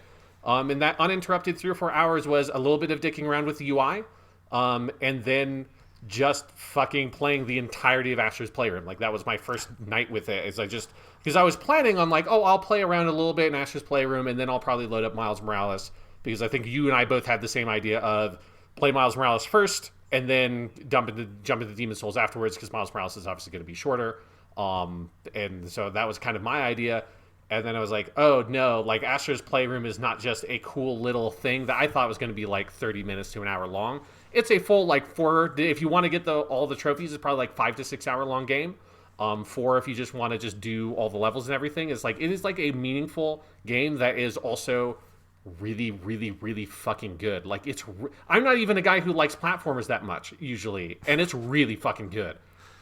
It's incredible. It's one of the best games of the year. Yeah. It's it's not a game that if they could sell for $60, but if they sold this for like 30, I would feel my money well spent. Oh yeah. And it is just a rock solid, great little platformer in the vein of a Mario 3D game. It's very much in the vein of Mario Galaxy, I think most obviously. It has a lot of Mario Galaxy in it. If you have been playing Mario Galaxy and its remaster on Switch, like you'll immediately see like, okay, all these enemy types are like right from that, and Astro's main move kind of feels like Mario's spin move and stuff. And I'm not criticizing Astro; it's taking inspiration from the best, which is exactly what you should do. So it's got that kind of Mario-esque quality, but with all these fun PlayStation, Sony style flourishes, on top of which it is just a phenomenal next-gen showcase. It is a showcase of the audio. It is a showcase of the visuals and the graphic capabilities. It is a showcase of the loading times. And most obviously, it is a showcase of the controller, because pretty much every aspect of this game is tailored to show off the DualSense. And I just can't think of a better introduction to a new system. I think like a Breath of the Wild or a Halo Combat Evolved is the better launch game, just in the sense of it's a game that came out at launch, but those games aren't built to like show off the potential of the system in the way that an Astro's Playroom is. Where Astro's Playroom, you're playing it and you're enjoying it on its own terms, and you feel like you're seeing the future of video games. Do you know what I mean? Yeah, and all while you're also like admiring and like sort of bathing in the nostalgia of the PlayStations of past, of the PlayStations of yore. Which, Yes. I mean, and it's interesting because the only PlayStation I've owned is the PlayStation 4. But anyone who's played like video games heavily since the like 90s, this is like the mid 90s or whatever. It's like, I mean, I've been playing video games since I can remember things. Like one of my earliest memories is playing fucking Sonic the Hedgehog on the Sega Genesis. So for me, the PlayStation console until the PS4 was always the thing that I played at like a friend's house. But I played a lot of fucking PlayStation games at friends' houses, because that's what you did back in the day before you had the internet. Is you went over to someone's house, and if they had the console that you didn't have, you played the games that they had, like Crash Bandicoot, that you couldn't at home. And that proved true all the way through the PS3, when I just took your PS3 and your broken, shitty-ass controller that you gave me, and played, all the PS3 games over that summer. And so there is something like, I feel like, it's a different kind of nostalgia than probably someone who, if you're a PlayStation diehard and you've owned all of them all the way through. But I still have like, I had way more nostalgia for the PlayStation brand in like its history than I thought I did. Like I would not have thought of that as like a thing I would have had like some emotional reactions to. But like I feel like Astro's Playroom, it casts such a wide net in terms of what it's doing for nostalgia, and it's so smart and clever and funny that it's going to hit you, right? And it's going to hit you with, like, for me, like, when I ran into the dude that's dressed up as Crash Bandicoot, and I was like, I remember being, like, 6 years old at my neighbor's house playing Crash Bandicoot on his PlayStation and being like, these are the best and still are the best sound effects in any video game ever. There's no better sound effect than, like, spinning, breaking a box, and eating a fucking fruit in Crash Bandicoot. It's just the best. There's, like, that. Seeing there was definitely, like, I think my favorite one is seeing Kat from Gravity Rush and getting that and being like, man, Gravity Rush, I want to replay Gravity Rush 2 and see if the gyro is like meaningfully better, backwards compatible with the DualSense. But it's just like a lot of that kind of stuff of just like, in like Ape Escape and all these like games. I'm like, man, I haven't thought about playing Ape Escape at my friend Spencer's house in like 15 fucking years. I mean, longer than that, because I'm an old person now. But it's like I have these memories, and most of them are associated with like friendships of people that like don't even live in Colorado anymore, right? Like we're adults now, so it's like most of my childhood friendships are with people that are like spread across the whole country at this point. And so it was like a powerful nostalgia experience for me, because it was like so tied to specific memories with specific people. That like, I think Astro's Playroom is like an incredible game regardless of all the nostalgia stuff, but I think the nostalgia stuff is like used so effectively in a way that doesn't feel like it's like cloying and like brand and marketing-y, in a way that feels like it is made by people who 100% get it. Like they get that the coolest thing about PlayStation is that the fucking CDs had a black bottom, and that was fucking rad. And so when you get a PlayStation CD in Astro's Playroom, the like little caption they put on it is like, just has some joke about like the black bottom of the disc, and you can spin it all around and see that fucking black bottom CD and be like, man, that was fucking rad. Why don't we do that anymore? And that's like, the whole game is just chock full of that kind of stuff in a way I found very, very powerful.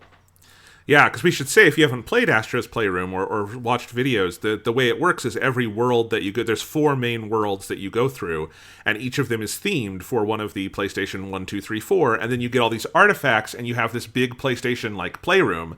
They call it the PlayStation Labo, and you go in there and all your artifacts are on display. And yeah, I mean, similar experience for me, Sean. I actually realized playing this, I have owned one of every PlayStation except the PSP. Because, let's see, and it was fun for me going through when I got the artifacts and I would get my model PlayStation, and I would feel like, yeah, this is the one I had, because the original, we didn't have it for very long, but we did at one point get used on eBay or something when I was a kid, the PS1, and by PS1 I mean the slimmed down model where they called it PS1. Yeah. And when I got that in this game, I'm like, oh my god, I forgot we ever had that.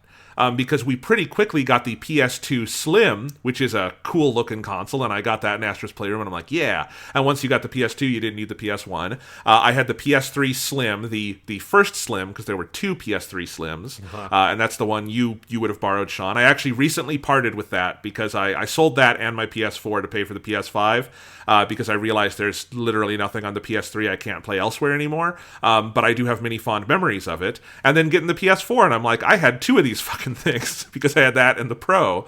The only one I didn't have was the Slim. And it was just fun to see all of that. And same thing, Sean, because I remember playing PlayStation at friends' houses. I remember running into Crash Bandicoot for the first time.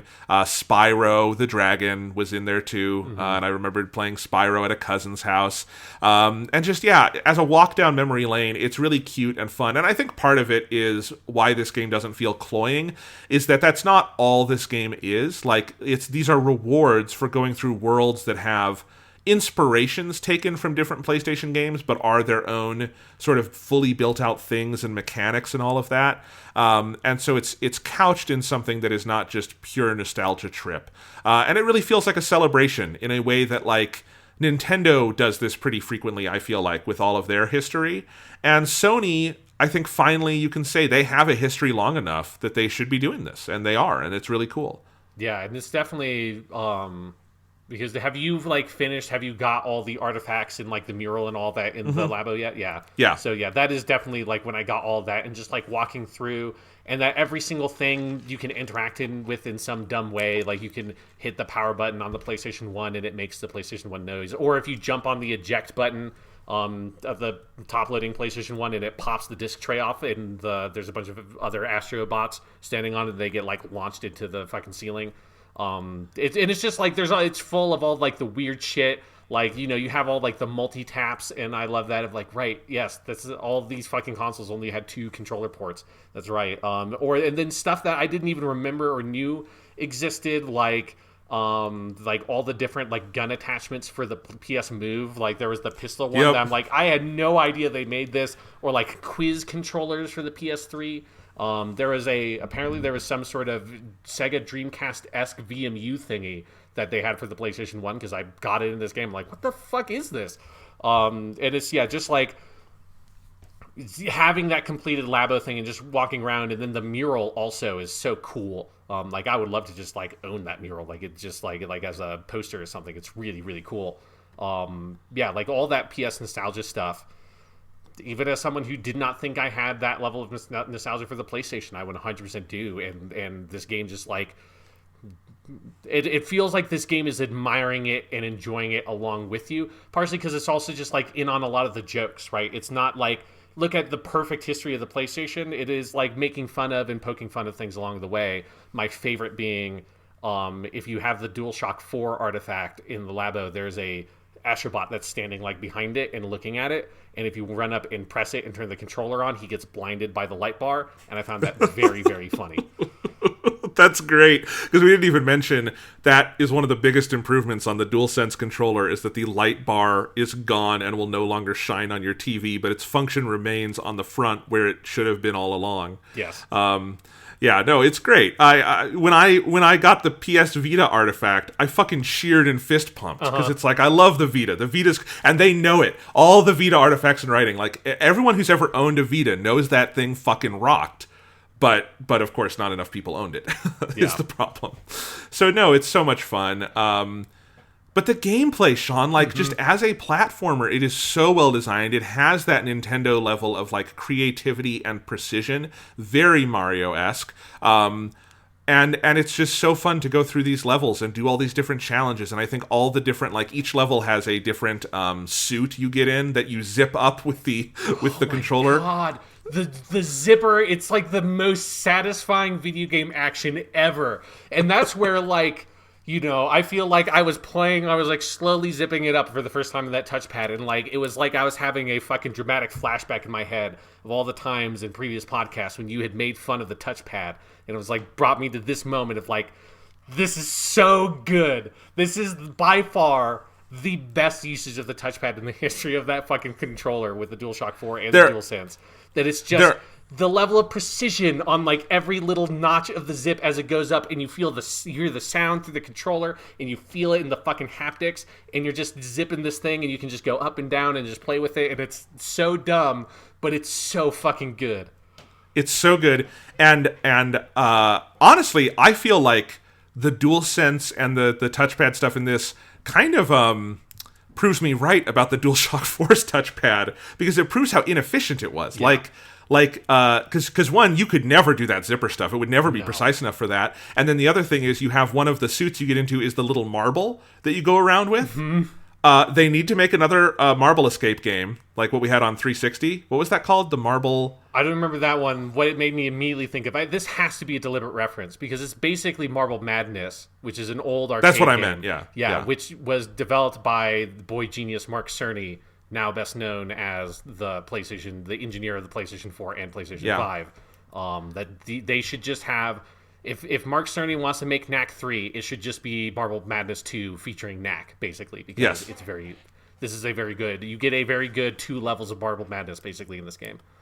Well, and the marble, like, you do it entirely with the touchpad, and it is shockingly responsive. Because I remember the touchpad on the DualShock 4, even something like moving around the map in Assassin's Creed basically didn't work, because that thing just didn't have enough precision. And now it has enough precision to do platforming with a fucking marble, including a part where you are on ice. I mean, God, talk about proving the worth of the touchpad. I think Astro's Playroom makes the best case that PlayStation has ever made for it, and I do hope more people use it now, because there's clearly this is up to the task. Yeah, because let's talk about all those, like, the kind of different, like, I don't want to call them a gimmick because they're so good, but it's like the gimmick for each level, which is the suit you get into, because that was the thing that, like, this is a thing that I think normally in most other platformers would make me kind of roll my eyes, because they would usually be kind of bad, and I'd be like, just let me play the game. Don't make me like do some weird like one-off thing, that because it's like in a game when that's not designed for stealth and they give you a stealth sequence and you're like, just like don't give me this. But all 4 of them are absolute home runs, and all 4 of them are so fun to do. Like the marble one, I mean, it's such a smart use of the trackpad, because what they do is they use the trackpad as a way to do the I forget what you call it, but like the ball that you would have in the arcade, the trackball thing, which is how you'd control Marble Madness. And so they just replicate the functionality of a trackball from an arcade machine and just use a trackpad to do it. And that's so cool. I mean, they legitimately should just... I have no idea who owns fucking Marble Madness anymore, but they should port fucking Marble Madness on here, because it's the kind of game that like you would not have ever been able to put onto a console, because the control interface just doesn't translate. You can't play that game meaningfully with an analog stick. It's just not the same thing. But the touchpad does enough to replicate the feel of controlling it with the trackball, and that buildup of momentum and the different surfaces you are on, like ice and stuff like that. It's so fun, and it's just immediately is like it feels like none of those gimmick kind of elements are compromised in any way. They're like fully realized versions of what they're trying to be, And so every time I ran into them, because you do them, every level is a sort of free run area, then a gimmick area, free run area, gimmick area. And every time I did the gimmick area the first time, I was like, I can't wait to get to it again, because the second time is when they make it harder and kind of fully use it, right? And that marble one was fucking great. I think you want to talk about the monkey suit, Jonathan, because it is fucking awesome. Oh my god, that was so they are all really cool in different ways, and I'm not saying any of them are lesser, but the monkey suit was the one for me. Like, I think the spring one was this for you, Sean, the way you described it earlier, but it was the one for me where I went, I can see the future of gaming. And what it was, so if you don't know, the monkey suit is you get in this suit and you use the triggers to move the monkey's hands and grab onto handholds, and it's like you're doing wall climbing. Like, it's even like wall climbing in a gym. It even has like the rocks kind of look like those like wall climbing gym things you'll have. And you basically it's a combination of the adaptive triggers and the gyroscopes. So you're not using any face buttons or anything, and you're just moving the controller, and you move the controller to the right to make him raise his right arm, and then you use that adaptive trigger, and it gives you all this feedback to know if you are grabbing it right. And there's even parts where the handholds are like really weak and will collapse if you give them a full grab. So you have to do just this little tiny grab, and it gives you all the feedback for that. And you're basically doing wall climbing kinetically, haptically, and all I could think is they need to make a new Uncharted game so you can do all the cool Naughty Dog climbing puzzles and platforming sections using this. Like, imagine if you had Nathan Drake or Chloe is the one in Lost Legacy, right? Yeah. Yeah. Or you had Chloe and you had them climbing on the rocks, and like, you know, there's always the moment in Uncharted where you grab the rock face and it crumbles. And what if you felt the crumbling in the trigger, and then you had to, because this happens in the ape section of Astro's Playroom where it crumbles, and then you have to quickly use your trigger and grab back on as you fall, and then you can like feel yourself steady, and then you go back up and you do a little press to get back on the face. They need to make a new Uncharted game. They need to. Yeah, no, it's so good, because there's something just so kinesthetically satisfying, especially when you get to the ones that are like the handholds that are gold that you like grab and break and it turns into a coin and then you grab it again, and there's just like a good grab, crunch, grab again, because again you're hearing it, you're feeling it in the controller. There's a good like kind of subtle screen shake. And then that section also has my favorite like secret areas or like secret side paths of any of the places in Astrobot, because there's just something very satisfying about like saying, oh wait, is that a thing I can grab? And then you grab it, and then you get taken on this whole alternate path where you're like swinging and you're fucking grabbing onto like these weird zippers that send you flying around. It is just like it is probably, I would say it's like the least sort of like fully implemented in like a gameplay sense. Like, it's the one that I want the full game out of, because it feels like there are a lot of ideas like in there that Astro's Playroom doesn't fully explore. But it is I think the most like in the feel of it, it's the most satisfying of any of them.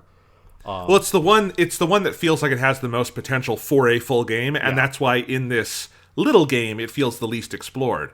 But we already talked about the marble, and then you have the little bouncy frog thing, and then what's the other one? And then you have the spaceship. The spaceship. One. Oh, the spaceship! Yeah. The spaceship is so good. The spaceship is my favorite one. Okay, you could talk about it. I love it. Yeah, because I mentioned it briefly when we talked about the adaptive triggers, but basically you're in. This is another like it feels like it's replicating a kind of experience you'd get in old arcade games like a Lunar Lander, and using the adaptive triggers to do it, where it's a like little tiny spaceship that has two thrusters that are basically tied to your adaptive triggers, and as you pull the trigger, the more you pull it, the more resistance it gives you. And so it's all about momentum, right? And so gravity is kind of slowly pulling you down, and you're trying to navigate little minefields using only the gyro to sort of aim, and you can only aim like in kind of like probably like a 90-degree arc in front of you. You can't go down, obviously, because you're trying to like shoot up and go up through this area. So you're navigating mines and enemies that are shooting like cannonballs at you and stuff, only aiming through the gyro and then using the two triggers to activate the thrust. And it's the kind of thing that, like, I mean, immediately made me think of it's like a 2D version of the space flying in Outer Wilds, that is like very momentum based, and it's about like really kind of like dialing in that thruster. But in Outer Wilds, it is like I think it's very fun in that game how clunky it all feels, because it's just you're just like smashing around the place in space in this shitty little spaceship. In Astro's Playroom, as you're using it, like at first I found it really hard to control, and then I realized that, I like really need to be paying attention to how much I'm pulling in on these triggers, because you're able to get such a degree of accuracy. You can so finesse your momentum in a way that other space-style games that have this control system, again, other than like old arcade games that have bespoke control interfaces made for them that have that degree of accuracy to them, there's just nothing else on like a console game that can do that. And so navigating these areas using the momentum and like really dialing it in with your trigger pull is incredibly satisfying to do. Oh, it's so good. And it's another one where like I just want a full game out of it. Yeah. I want sort of the kind of vertical, spaceship game, almost like a Galaga or something, but with the Astro spaceship would be so fun, because it is so entertaining. And then you have the little frog jumpsuit, and that one's like the simplest, but it is also very fun because it's also one that is just gyro plus triggers, and the triggers are resistant to make you feel like you're pulling on a spring. It's like a big spring that you're like compressing and then letting go. And they build some really fun little like that's the most like platforming ass platform thing in these, and it's really fun. I had to do it again this morning because I went back through all the levels and finished getting all of the puzzle pieces and the artifacts. And that one actually was the first one I played on Thursday, and I had gotten the least of the puzzle pieces from it because I just hadn't learned the game yet. And so I was going back through it, and I'm like, man, I kind of underestimated this one. This one's really fun to jump around in. And again, like that one really just punches you right in the face with those adaptive triggers. It's a blast. Yeah, it's utterly phenomenal. And Jonathan, have you played any of the speedrun levels? No, not yet. That's the one thing I really haven't done yet. So that's one thing I want to say for people, because they might not know, because I didn't realize that until I saw that there was a trophy for it. So I'm like, I'll try it out. I thought and assumed that they were like speedrun versions of the existing levels, and they are like new levels. They're not. I didn't know that. They're only about a minute long, but they're like really kind of designed courses. So it only takes about 8 minutes or so. I think that's what you need for you have to get the trophy. You have to beat all of them effectively in under 1 minute. Have an under 8 minute total time. But it's very fun because they're all different areas, and there's one for each of those gimmicks, and then there's one for like Astrobot running around in the different like kind of tile sets, but they're bespoke new maps. So don't sleep on the time trial levels, because they are new and they are fun to do. I also need to praise the music. The music in this game, like the music might be the thing where I'm most like, okay, this is not a shitty little pack-in game. This is a video game, because you do not give that much room to the music if you're not making a fucking video game. The best way I can describe it is it sounds like Daft Punk doing a PlayStation game. The best song in it is probably what I used as the theme song this week, is the GPU song. Yes, GPU which has Jungle. Oh my god, all these lyrics about it's like it's your GPU singing to you, because we didn't say this, but all of the 4 levels, they're themed around a different PlayStation, but they're also the kind of the diegetic setup of the game is that Astro is inside the PlayStation 5, and so you're running through the SSD speedway and the GPU jungle and the CPU. What is the CPU one? That's just the beach, and then you've got because you have the cooling. CPU doesn't have one. Yeah, I don't think the CPU has one, because you have... Or no, I think the CPU is the Meadows, is the PS1 area. And then the PS3 area is the cooling system. Yeah. Or is the CPU just the hub area? I think the hub area is the CPU. That might be it. Yeah. Yeah, because the memory, it's memory Meadows. Yes, memory Meadows. Yeah, you're right. Yeah. So it's your like RAM, basically. Yes, which is it's so nerdy. It's so fun. But man, are you trying to bring up the GPU lyrics? Yes. So because did you find, Jonathan? I mean, you have to see. Yeah. So there's a wall in GPU Jungle. That's a little secret wall that if you break it, and there's actually 2 of them that show you the lyrics to the song. I have to say, so the order I played them in, I think, was the Cooling Springs, GPU Jungle was the second one I did, and then I did the Memory Meadow, and then I did SSD Speedway. So the basic music it's a very similar melody that then gets transformed into whatever the style of song is for the different area. And the transition specifically for the GPU Jungle one is so good. And Cooling Springs is the one that I think has like the most subtle music because it's just sort of like light resort version of the theme. So then going from that and then being in the hub area that has like a very sort of standard version of the theme, and then I went into GPU Jungle and this like tarred techno Daft Punk like version of the melody starts playing, and then you see a big fucking GPU in the fucking mountain that has a face on it that's singing, and these are the lyrics. Look at the light, it falls just right. My shadows they please beneath the trees. But none of these things happen for free. Yeah, all that you see rendered by me. I synthesize and rasterize immaterial things that I fabricate for you. For you. Yeah, I tessellate and animate these dancing sprites and sunlit skies for you. I do it for you. I'm your GPU. GPU, tell me what to do, and I will do it for you. You've never wondered why? I catch your eye?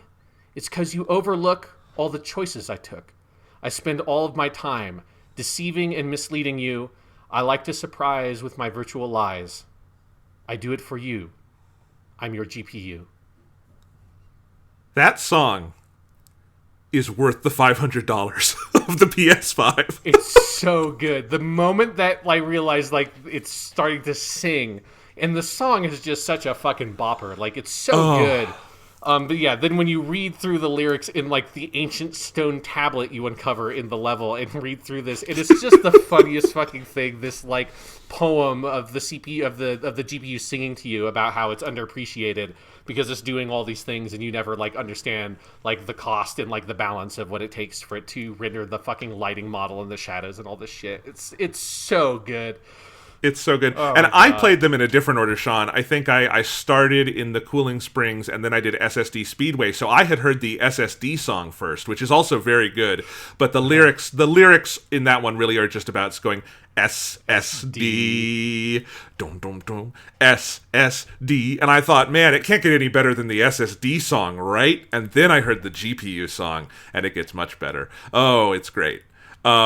What else? Should we say anything else about Astro's Playroom before moving on? I mean, if you're getting a PS5, do not sleep on this game. It is phenomenal. Yeah, it is the first thing you should boot up. Yes. There's something about, because it takes you through a controller tutorial that's like a brief, 30-second thing right at the beginning of the game.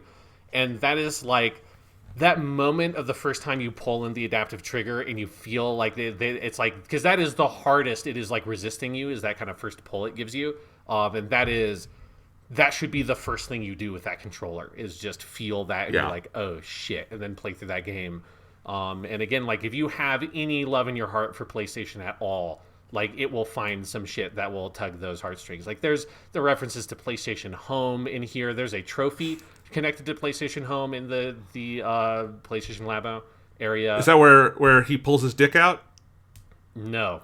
Isn't that what the PlayStation Home was? You're thinking of Second Life, which is similar to PlayStation Home. No, PlayStation 4, I remember when it came out, there was a controversy because people kept doing porn on it, right? That is the Playroom. PlayStation Home is the PlayStation 3 thing that was a weird Second Life-y hub area that sorry. was an expensive experiment that just failed because nobody used it. Yeah, you're thinking of basically people just live streaming their camera feed from the PS4 and doing drugs and having sex and having a good time on it. I'm trying to make it clear. I'm not just some weird pervert saying Astro Boy should get his dick out. There was a joke in here based in PlayStation history that went horribly awry. Yes. I apologize. That is a reference I have not seen anywhere. I've not seen a reference to any of that. I will say maybe the last thing, and maybe actually secretly the best use of the adaptive triggers is the gacha capsule machine. Oh god, it's so good. Fucking pulling this big ass lever with the left hand, and then with the gyro and the right trigger controls this robot hand that smashes these capsules. And then the best part is they put 5 fucking aluminum cans in there that are just basically bunk. Oh, you didn't get anything from spinning your coins, but you get to crush the can with your robot hand and just. I got very good. I wish that there was just an infinite number of cans once you unlocked everything. Because once you unlock everything, it doesn't populate with anything new. Because I just loved smashing the can and then flicking the gyro and letting go. And the robot hand just chuck it out into infinite nothingness. It's just... And that, I think that is the defining thing to me of Astro's Playroom, is that like incredibly like irreverent, or like it's reverent to the history of PlayStation in the right ways. It's incredibly smartly, cleverly designed a platformer that uses the controller to its utmost in inventive, creative, new gameplay ideas. It's also just so fucking funny, and it's just people that get it. And when you get to the end of Memory Meadow, and it's a tower of CRTs, and the fucking PlayStation 1 boot screen loads up, and it's just, if you have a good sound system or a good set of headphones on, you're just like consumed by the PlayStation 1 boot up sound, and then it's playing a remix of the PlayStation boot up sound at the end of that level. It's like, this was made by people that have the greatest love in their heart for PlayStation and what it represents, and that love is accompanied with like a willingness to poke fun of and memeify and just sort of like exist in the PlayStation culture in this way that feels like the game, it like reminds me of Sonic Mania in that way of this does not feel like a game that was made by Sony people. This just is a game that feels like it's made by people who like to play games on the PlayStation, and it is so good. I agree. And the last thing I want to say is, before we get it, yes, I am aware that there's an Astro's bot game for PlayStation VR. I'm aware it's very good. I wish I had a PlayStation VR to play it. I don't. But people have told me that, reminded me that they did something similar with the VR headset, where the VR headset came with a pack-in that had a mini Astro game. And then they did the full Astrobot Rescue Mission, which is the $60 game that people swear by being one of the best games of the decade. And I completely believe them now that I've played this. I would like to play that, but I don't have PlayStation VR.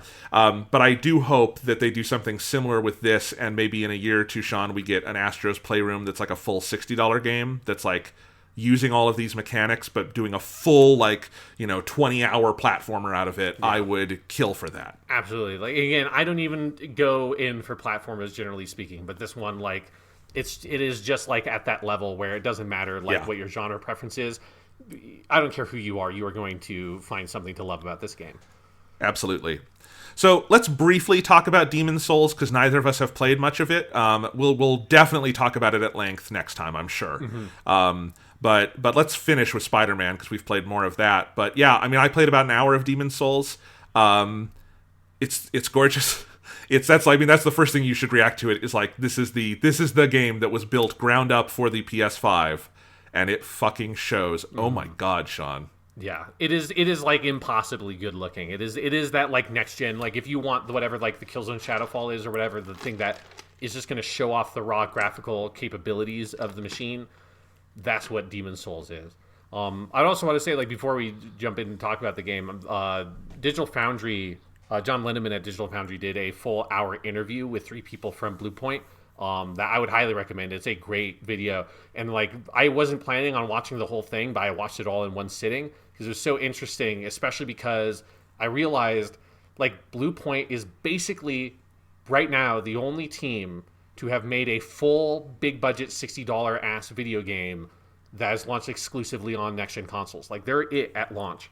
And so that is like, they have like a level of experience with programming around things like the SSD and stuff that like they're the only team that can fully speak to that, having actually launched the game on the system. So I would highly recommend, if people are interested in some of the technical details and things like that about it, the fact that the game is like, it is running Demon's Souls code. Like, the thing you are playing is Demon's Souls, with like Bluepoint having gone in with their engineering expertise and basically melded their new graphical engines with like the fundamental kind of mathematics, the programming math of Demon's Souls that makes the AI and the combat and all that stuff work. Like, you are getting that experience of playing the game with the totally redone graphics. So it's not them like reinterpreting the level design or anything like that. All that is like the timing, all those things are 100% perfectly accurate to how the game ran on the PS3, other than it's 60 frames per second on the PS5 version. Yeah, and I recommend that video too. I haven't finished the whole thing, but I've watched about half of that interview, and it's fascinating.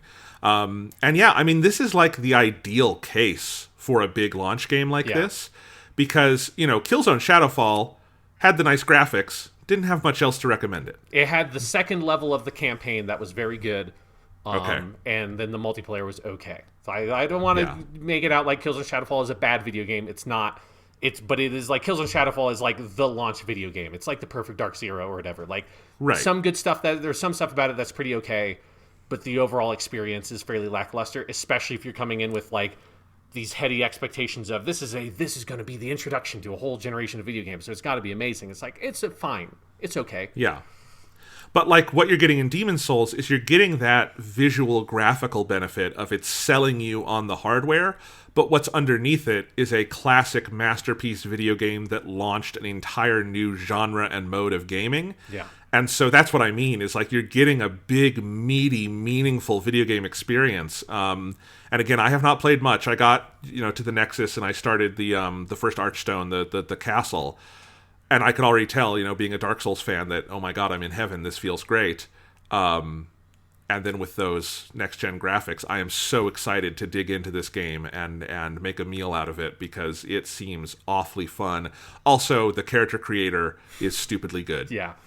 Yeah, I have the most, like, Final Fantasy-ass-looking motherfucker. Because I realized, like, I'm never going to see his face. They do have, you can hide the helmet, which I think this is the only... like From Software-esque, I guess, like Souls game. It's basically a From Software game with different graphics, but none of those games ever let you hide your helmet, and I think that's fine, because usually the character creator in Dark Souls games are like not that great.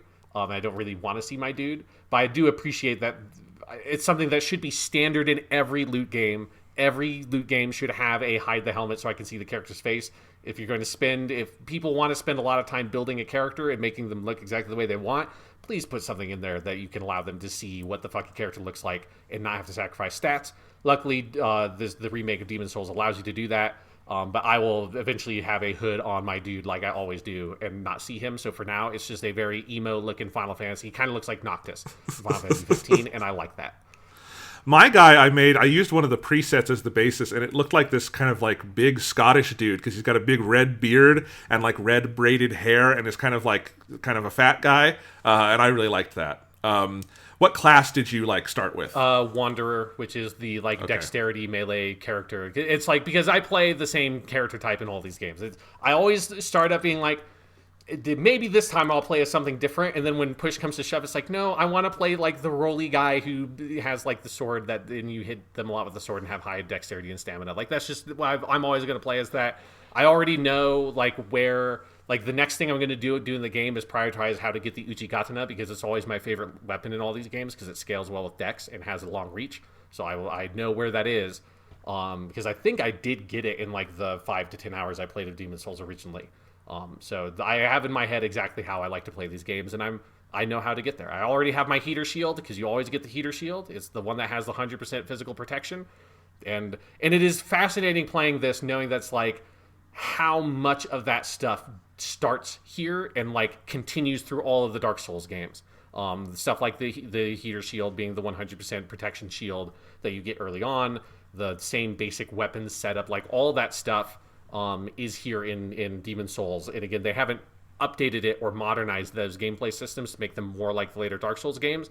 It just turns out like the foundations of those games, Miyazaki never really strayed that far from. So it feels very at home going back to Demon's Souls in a way I didn't know if the gameplay would feel kind of like a little bit rickety compared to a Dark Souls 3 or not, but it does not feel like that at all to me.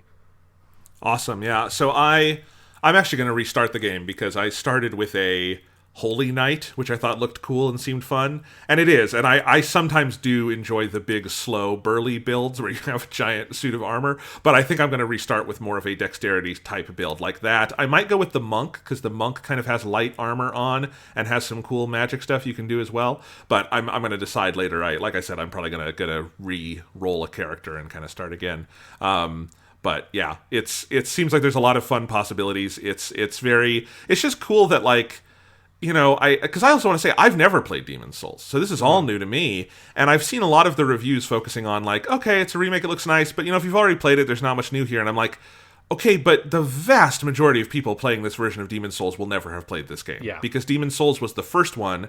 The series got big with Dark Souls, and now it is like way bigger in the era of like Bloodborne and Sekiro and Dark Souls 3 and all of the offshoots and other people inspired like Neo and stuff like that. So like, this game is going to have an audience that the original just simply never had. So like, and I'm one of those people. So yeah. I think it is like, I don't know if this is something that Sony and Bluepoint like had this like grand master plan to do this, but it does feel like it is a really smart thing to do specifically for the launch of a console where, you know, I mean, you're seeing this with like Xbox, that they're really struggling with Halo to try to get Halo Infinite out, and then it ended up having to get pushed, and now like I don't think we ever talked about on the podcast that like another fucking director left that project, and it's like, man, what is happening on that game? But it's like making a launch game is super fucking hard because you are trying to hit a moving target in terms of specifications, and like a lot of the like tools that you would use to make a game are not mature yet, or might not even be available yet for the console you're trying to make the game for.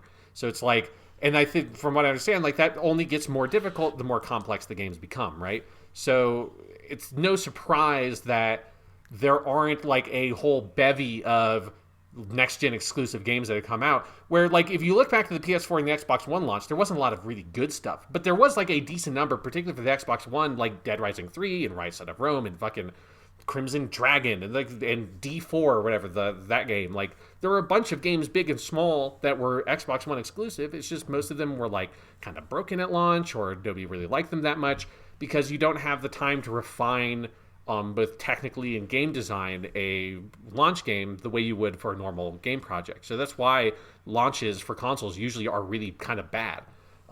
So doing this with Demon's Souls and saying, well, we've got what is, we know, a great video game in Demon's Souls.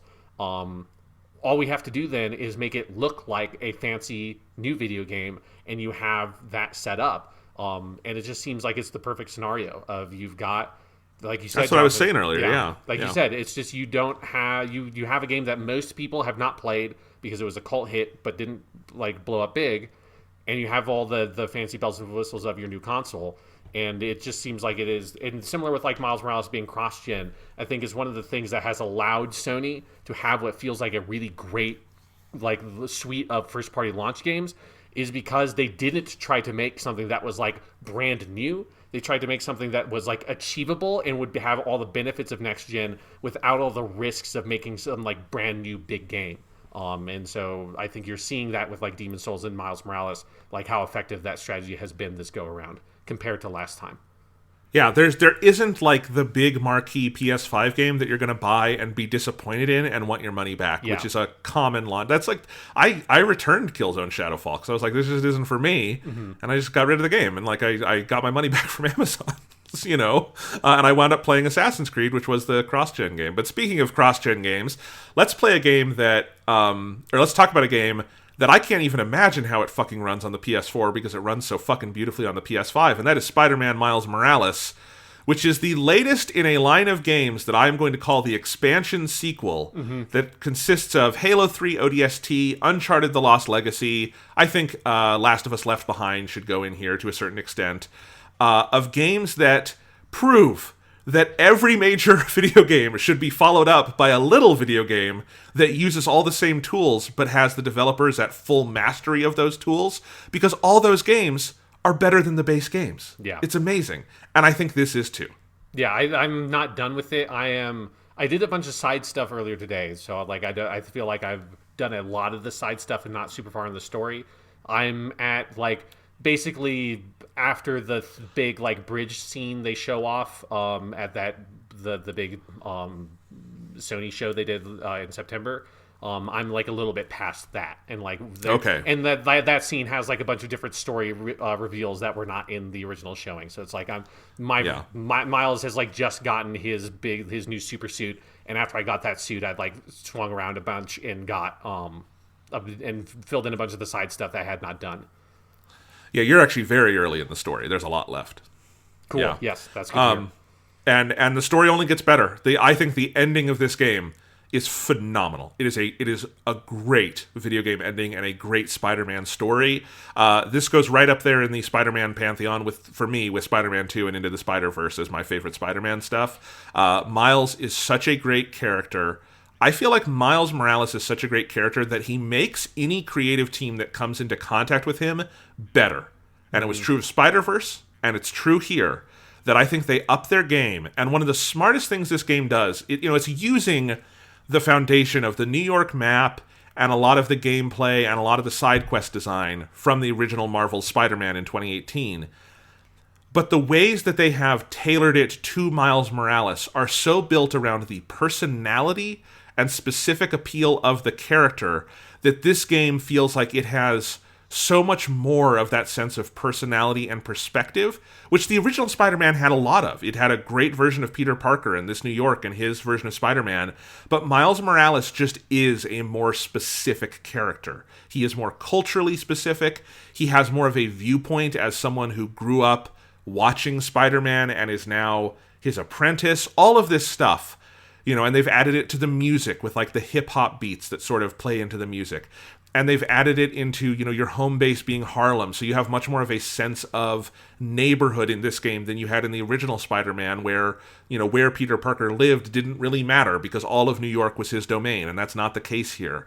There's just, and then all of the new powers Miles has, like the camouflage and the electricity, the Venom powers, just open up whole new amazing things into the game and to the combat design, and focus it. And this has that same effect of like Halo 3 ODST or Uncharted The Lost Legacy, where there is a streamlining and a focus and a refinement that makes this feel so satisfying and direct. And it's all tied into the storytelling and the character work. And it is a triumph. It is a wonderful, wonderful game. Yeah, I even having not gotten that deep into the main story stuff, I 100% agree. And like all like the setup for the story and where Miles is at as a character, where I am, like I think there's like a thing of Miles is like one of the most, if not maybe like the most successful new comic book characters in like the 21st century, and is the most successful like update. That there's something about him as the like modern version of Spider-Man that works so perfectly. That, as you're saying, any creative team that approaches the character, if they take it seriously, their work is enhanced by the character because he's so well designed. And playing this game made me realize, I don't think I ever kind of noticed just how much the Tom Holland version of Spider-Man kind of is just like a white Miles Morales. I was just about to say that. He is so much more inspired by Miles Morales than I think the like classic Stan Lee, Steve Ditko run. Yeah, and like I don't think I had ever kind of articulated for myself that had been the case. Partially because I've read some of the Miles Morales comics, but I'm not as familiar with them. But like Miles's relationship with Peter in this game is a lot like Tom Holland's Spider-Man relationship with Tony Stark. I mean, it's a similar sort of like mentor-mentee sort of relationship that is like really satisfying. I love it is something where I adore, Insomniac's version of Peter Parker so much, and I love his like the relationship Miles has with him, that Miles both like idolizes and looks up to him, and also it exposes just how much of a weird dork Peter Parker is. And I feel like I feel like Peter feels like a richer character in some ways when the protagonist duties are off of him, and you see him more through Miles's eyes as this really complex young adult who's like, Miles kind of sees him both as like this, like, man, you've got your shit together and you're Spider-Man and you've been saving the city and I've looked up to you my whole life. And then the more you see of him, the more it's like I just did the Pigeon side mission earlier today, and there's a whole thing of Peter has recorded Pigeon Facts for Miles to listen to, because it's basically a sequel to the Pigeon sub-story from the original Marvel Spider-Man. And you just get that, like, you both get the, like, kind of slightly over-saccharine element to that version of Peter Parker that I like, and I think it comes across better when it's from another character's point of view, and you really see it as this, like, he's how sweet of a guy he is, and also just how much of a weird nerd he is. And it's just, he's so, like, awkward in those ways that are, like, both funny and endearing, and also sometimes you're just like, man, Peter, you need to get out of your fucking head, because you live in there way too much. And there's something about Miles being a much more grounded sort of character that's more human and relatable that brings that out in both like the returning stuff from Marvel Spider-Man, like that Peter Parker, but just like the whole world that Miles lives in feels much more sort of like the world that we live in versus the slightly more heightened world that Peter Parker in the first game lived in, because he's fighting supervillains every Tuesday and that kind of stuff. It really centers it so effectively. Yeah. Well, because I think Miles Morales is just a more relatable character if you are a millennial or younger. Yeah. Because Peter Parker is like old-fashioned, the way I think of Peter Parker. Mm-hmm. He is very much a, Stan Lee era, like baby boomer kind of creation. In good ways, like that I think like the Sam Raimi films really draw that out. But like in the Sam Raimi films, Peter Parker is an 80s teenager. He is not a 2000s teenager. He just isn't. Like, Yeah. down to the casting of Tobey Maguire, which that's how you would cast that in the 80s. It's not how you would cast it now, because Tobey Maguire was 30 and looked it, you know? It's like a fucking John Hughes movie in that sense. Which always makes me laugh when people say there's a John Hughes quality to the Tom Holland movies, and I'm like, no, there isn't, because Tom Holland looks like a teenager. Yeah. Like that's one of the defining things about John Hughes is no one looks like a teenager. But anyway, yeah. So, but I think like Miles, and it's a couple of things. It's like it's just like down to like the kind of education he's in. Like he's in a STEM school, and he's doing all these science projects, and like he lives in a world where being nerdy is kind of cool. And that is a very 2000s thing, and that is something they 100% borrow for the Tom Holland Peter Parker that they update. That's like when the Andrew Garfield movies tried to do it with like the bullies and everything, like bullying Andrew Garfield, like never felt right because they had not updated the character. Miles Morales is that update. I think also like. Obviously Miles is more relatable if you are black or Hispanic or I think any kind of like mixed race in America where like or a person of color. Obviously seeing someone like that on screen is like is inspiring and affirming to your identity, right? But I think for anyone, Miles Morales feels more relatable because of that, because of like the music he listens to, because of his like relationship to superheroes. You know, Peter Parker is a character who didn't know there were other superheroes before he became Spider-Man, right? Yeah. That's different in the Tom Holland version. But Miles Morales is a guy who grows up under the shadow of superheroes and then becomes one. And that is just inherently more relatable to us now because nobody alive today has not grown up under the shadow of superheroes. For Miles Morales, they happen to be real, but that's the difference, you know? Like, that's the difference between him and Peter Parker. Peter Parker comes into this fresh, Miles Morales doesn't, and so there's just that also just makes him feel vastly more relatable, I think, and down-to-earth in a lot of ways. He is a really down-to-earth Spider-Man, and this story... again, not going to spoil anything, but like, if you are picking up early on in themes of, like, neighborhood and like the emphasis on the neighborhood part of Friendly Neighborhood Spider-Man and like him being a down-to-earth character, that is what this game is about, and it's about that to the closing moments of the game. And so it has this thematic through line that comes right out of who Miles Morales is as a character and what his specific appeal is. And it's something really masterful Insomniac does here. And as you say, I think it only makes their version of Peter Parker better by comparison, because like now you have these two very distinct Spider-Men. You have like the old school Peter Parker who's been around the block and he's fought all the supervillains and he feels like the Stan Lee Steve Ditko creation, slightly updated as he needs to be, but like he's that Peter Parker. Yeah. And then you have Miles Morales, who is the new version, and having them together is just, it's so cool. It makes me very excited for the inevitable full sequel we're going to get, where I assume we will be trading off the two Spider-Men as protagonists. And that interplay is going to be very fun. Yeah, absolutely. And like the other thing about the game is that it's not just that like the storytelling and the characters and the writing and the performances and all that are phenomenal, and they are. The voice actor who plays Miles is so I love good. him. He's good in this game. I don't know how else to say it other than I think he's adorable. Like, I love this kid. Like, I just think he's such a, like, I'm like, oh, this is such a good kid. Like, he's so respectful to his parents. Like, there's something about, like, I love this guy as a kid, you know? Yeah, no, it's a phenomenal performance. But the other thing that Insomniac do with this game is they inject so much character into the gameplay, the animation in particular. Like, this might be the best animation I've ever seen in the game. I mean, like, Last of Us 2 has, like, great, like, human-level animation, but the, like, swinging around in the city as Miles and seeing, like, how different his swinging animations are from Peter in the PS4 game, just how much character is communicated, the, like, balance of both, he's kind of flailing and completely out of control half the time, but he's also trying to showboat, right? And so it's like this balance of him both being like kind of more playful in some ways, and it's like it feels like web swinging is for him this exhilarating, fresh new experience that he's still like getting used to, versus the Peter Parker Spider-Man in the last game, he's definitely is enjoying web swinging, but there's a little bit more of a like I'm getting from point A to point B element to it here, whereas like Miles, like I find myself going like veering wildly off course just because I'm having fun swinging and spinning and doing like the crazy fucking tricks that they have taken the, I think, 4 tricks you could do in Marvel Spider-Man and like, I don't know, quadrupled it. Like there's so many, there's got to be over 20 that you can do because there's so many different combinations of hitting left and then down or down, down, left. And it's incredibly fun. And then I think the thing that is unbelievable about it to me from like a craftsmanship perspective is how well every single one of those trick animations, and there are a shit ton of them, transition between each other and into swinging.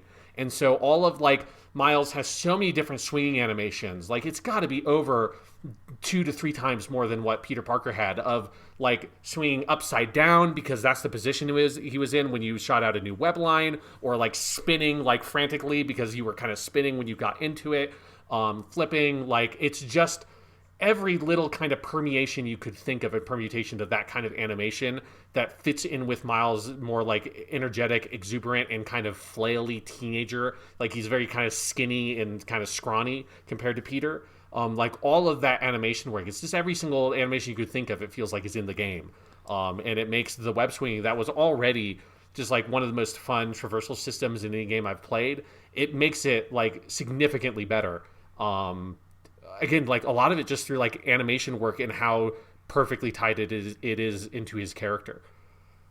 Oh yeah, no, absolutely. Plus, his suits look so good. Oh my god. It's okay. So you start with sort of a basic red-blue Spider-Man outfit. Like it feels like Peter has like given him a hand-me-down. Yes, you know? He's definitely wearing an old Spider-Man mask that Peter had, and he's just got like his hoodie on over it and shit like that. Yes. Yeah. Yeah. So they're kind of making do, but then there is this key point in the game where it's almost like the title doesn't come up, but it feels like the title is going to drop, you know, where there's this big montage. You get I think it's the Jaden Smith rap song that he wrote for this game. And you get him and his buddy, who is basically Ned from the Tom Holland movies, only I assume this is a character from the Miles Yeah, he's from comics. the comics. Okay. Genki. Yeah. So definitely Ned in Far From Home is based on Genki. Yes. There's no doubt about that because it's that exact dynamic. But anyway, he and Genki are putting together his new, like basically the classic Miles Morales costume. And God, Sean, when you bust out in the new costume and are swinging around with that red on black costume, I wanted to stand up and cheer. I was so pumped. And then, of course, I have now gotten all the costumes except the one you get in New Game Plus, and they are all wonderful. There are so many fucking good ones. They scratch all of my different itches that I want from stupid, like, fun video game costumes for superheroes. It's as good or even better than the costume assortment in the original game. But man, his main costume design, the black with the red, is so fucking iconic and good. I love it, Sean. Yeah, it is something where I can only like see like about half of the costumes, I think, at where I'm at. But like even with just the ones I've seen so far, and I have a decent selection of those unlocked, because I started with the Spider-Verse one and I think the white suit unlocked because I had pre-ordered it. But yeah, like I think it was one thing that's cool is Miles, because he's such a more recent character, he's got a way smaller pool of different kind of costumes to pull from. I mean, it's mostly like the couple of costumes from the Spider-Verse movie, because he's got a couple there, and most of those are represented in this one.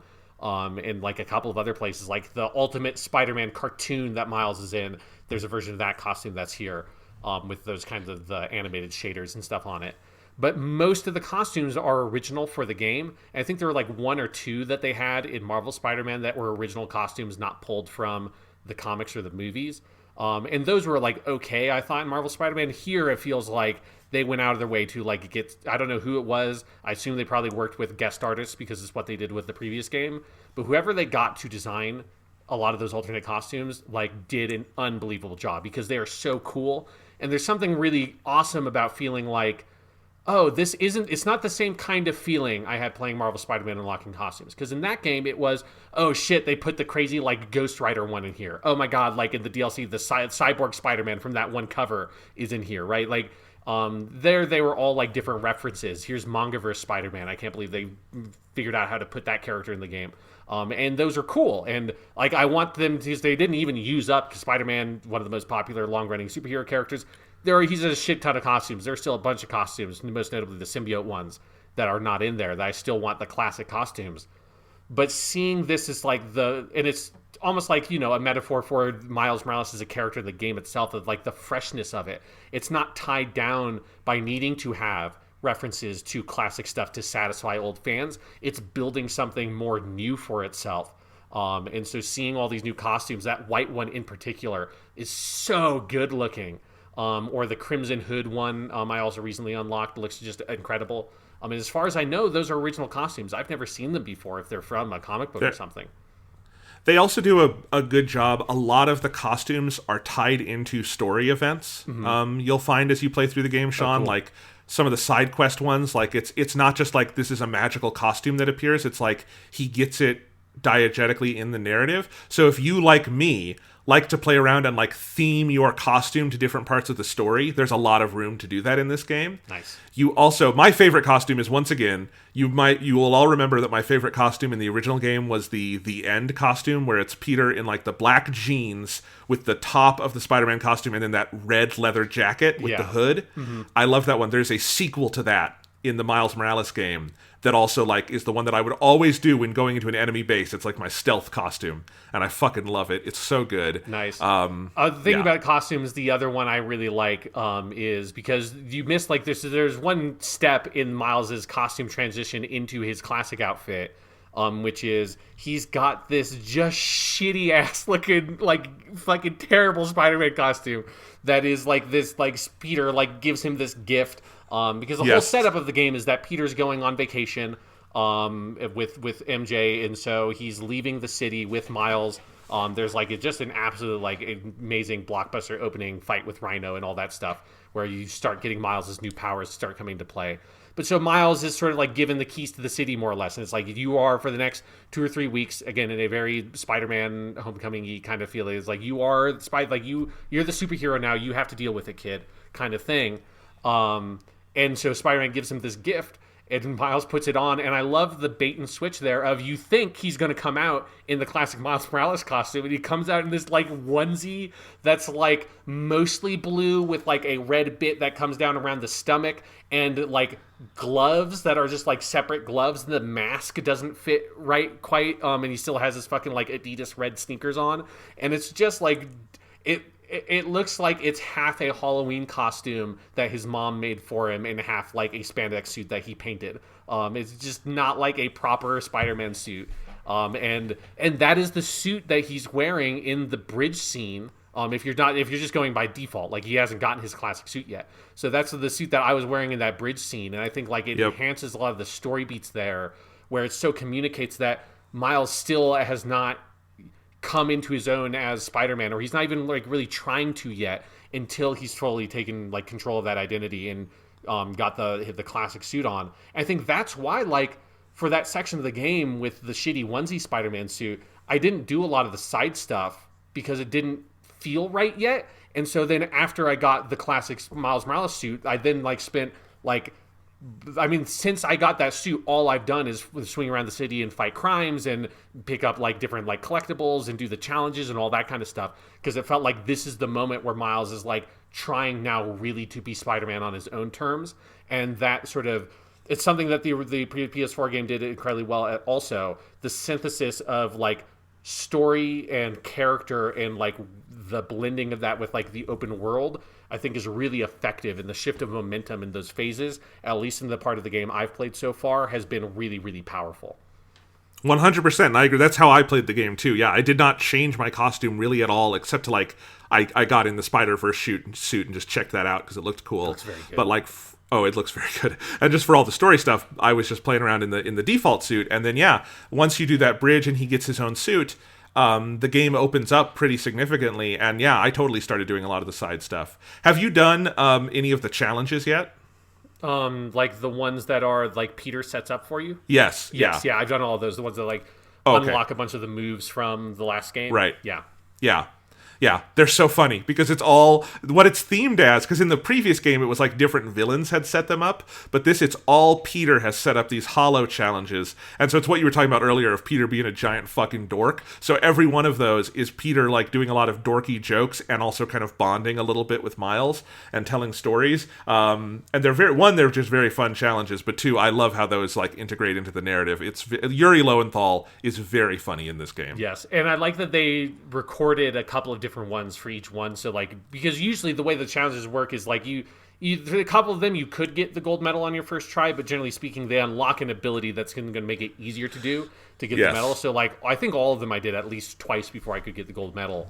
I think one of them I had to do 3 times, and each time I restarted it, Peter said something slightly different and had a slightly different story, and that was really cool. Yeah, it's so good. What else to say? Let's talk about the performance on the PS5. Okay, yeah. Because so you have 2 modes that you can play here. There's a fidelity mode, which is 30 FPS, solid 4K. It doesn't dip from that, and it has ray tracing. And then there's a performance mode, which is also native 4K, but it will do some dynamic resolution if it has to. Although, according to Digital Foundry, it doesn't go that low, and I certainly never noticed any egregious dips. And there is some stuff near the end that is fucking wild. And then that is a rock solid 60 FPS.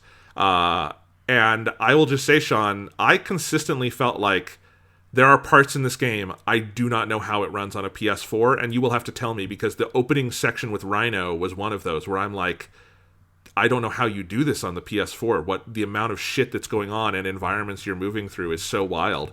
But man, playing Spider-Man at this fidelity with 60 FPS, it's impossible to go back. I turned on the fidelity mode a couple of times to see the ray tracing, but it felt like I was watching a slideshow after being at 60 FPS, because I feel like playing it that way, clearly this game, and by this game I mean the original 2018 game too, always wanted to be at 60 because it's that kind of game, and having it there just feels like it is now the fully evolved version of itself. Yeah, like I think my recommendation for people would be, I would say play like the first 2 hours of the game in fidelity mode, because then you can appreciate the ray tracing. There's one area in particular when you're like, there's a break-in attempt at the Roxxon facility early on, and that's where the Tinkerer like henchmen are first introduced as enemies. That takes place in this like glass room with a bunch of neon lights. That room looks fucking incredible with ray tracing on. And so I'd recommend people start with fidelity, because for exactly the kind of a reason you just intimated, Jonathan, it is very hard. Like, it's very easy to go from like ray tracing and all the bells and whistles at 30 and then going to take away the ray tracing and give me 60. That transition is very easy, and you don't feel like you're losing that much. You notice that like the windows look plasticky and stuff like that. Like the ray tracing is very cool, but you just can't go the other way, or at least I can't. It's once you're used to 60 frames per second, going to 30, it's like, as you said, it looks like a slideshow. Whereas like if you go in without the preconceived notion that how the game looks at 60, it runs at a solid 30 frames per second. It runs better than Marvel Spider-Man ran on the PS4 at 30. So it still is like beyond playable. Like, it's a good game that runs well. It's not going to run as good at 60. So if you want to experience the race tracing, I think you should start with fidelity mode, play the first like however bit of the game you want to. Then eventually, once you feel like, okay, once you start getting into like the open world and just doing kind of combat and stuff like that, then you probably want to switch to the 60 frames per second and stick there, other than to occasionally fly over to like, or swing over to like the Chrysler building and turn on ray tracing, because it loads so quickly. It's like, I mean, I might as well. It takes like 2 seconds to switch between the modes and just look at all the cool reflections and then switch back and move on. It's kind of how I've been doing it. Absolutely. But just like, because this game takes place in the winter, and I feel like over the course of the PS4 generation, snow became the defining thing where if developers wanted to show off graphics, they did snow. We got the Horizon DLC. Yeah. The Forza Horizon 3 DLC was in the snow. God of War is all in the snow. Last of Us has parts in the snow. Ghost of Tsushima has parts in the snow.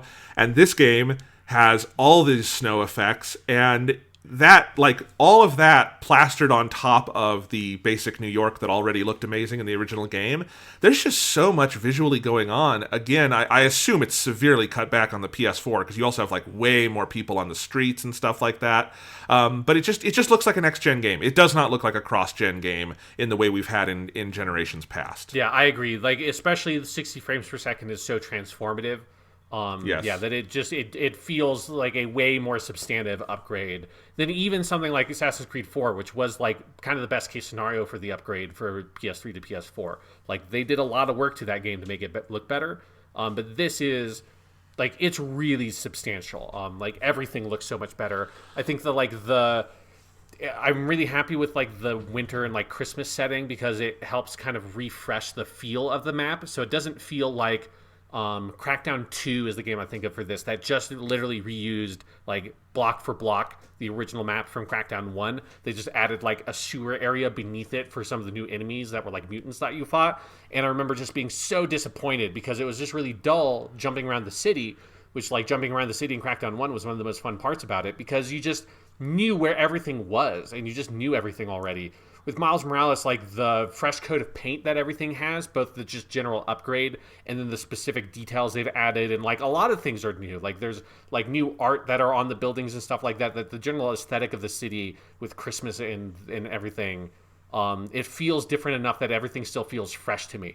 And I don't feel like and again, I just swung around the city for like an hour last Tuesday or whatever on election night, when I was just playing around in the original Marvel Spider-Man. So I was like poised to notice how similar it would be, and it doesn't feel that similar. Like, I don't feel like I'm swinging down a street and being like, oh yeah, this is that street that I did this, that, and the other thing in the original Spider-Man. I had a couple that in a couple of places, like this is where the Electro boss fight was or something at the big like power plant area.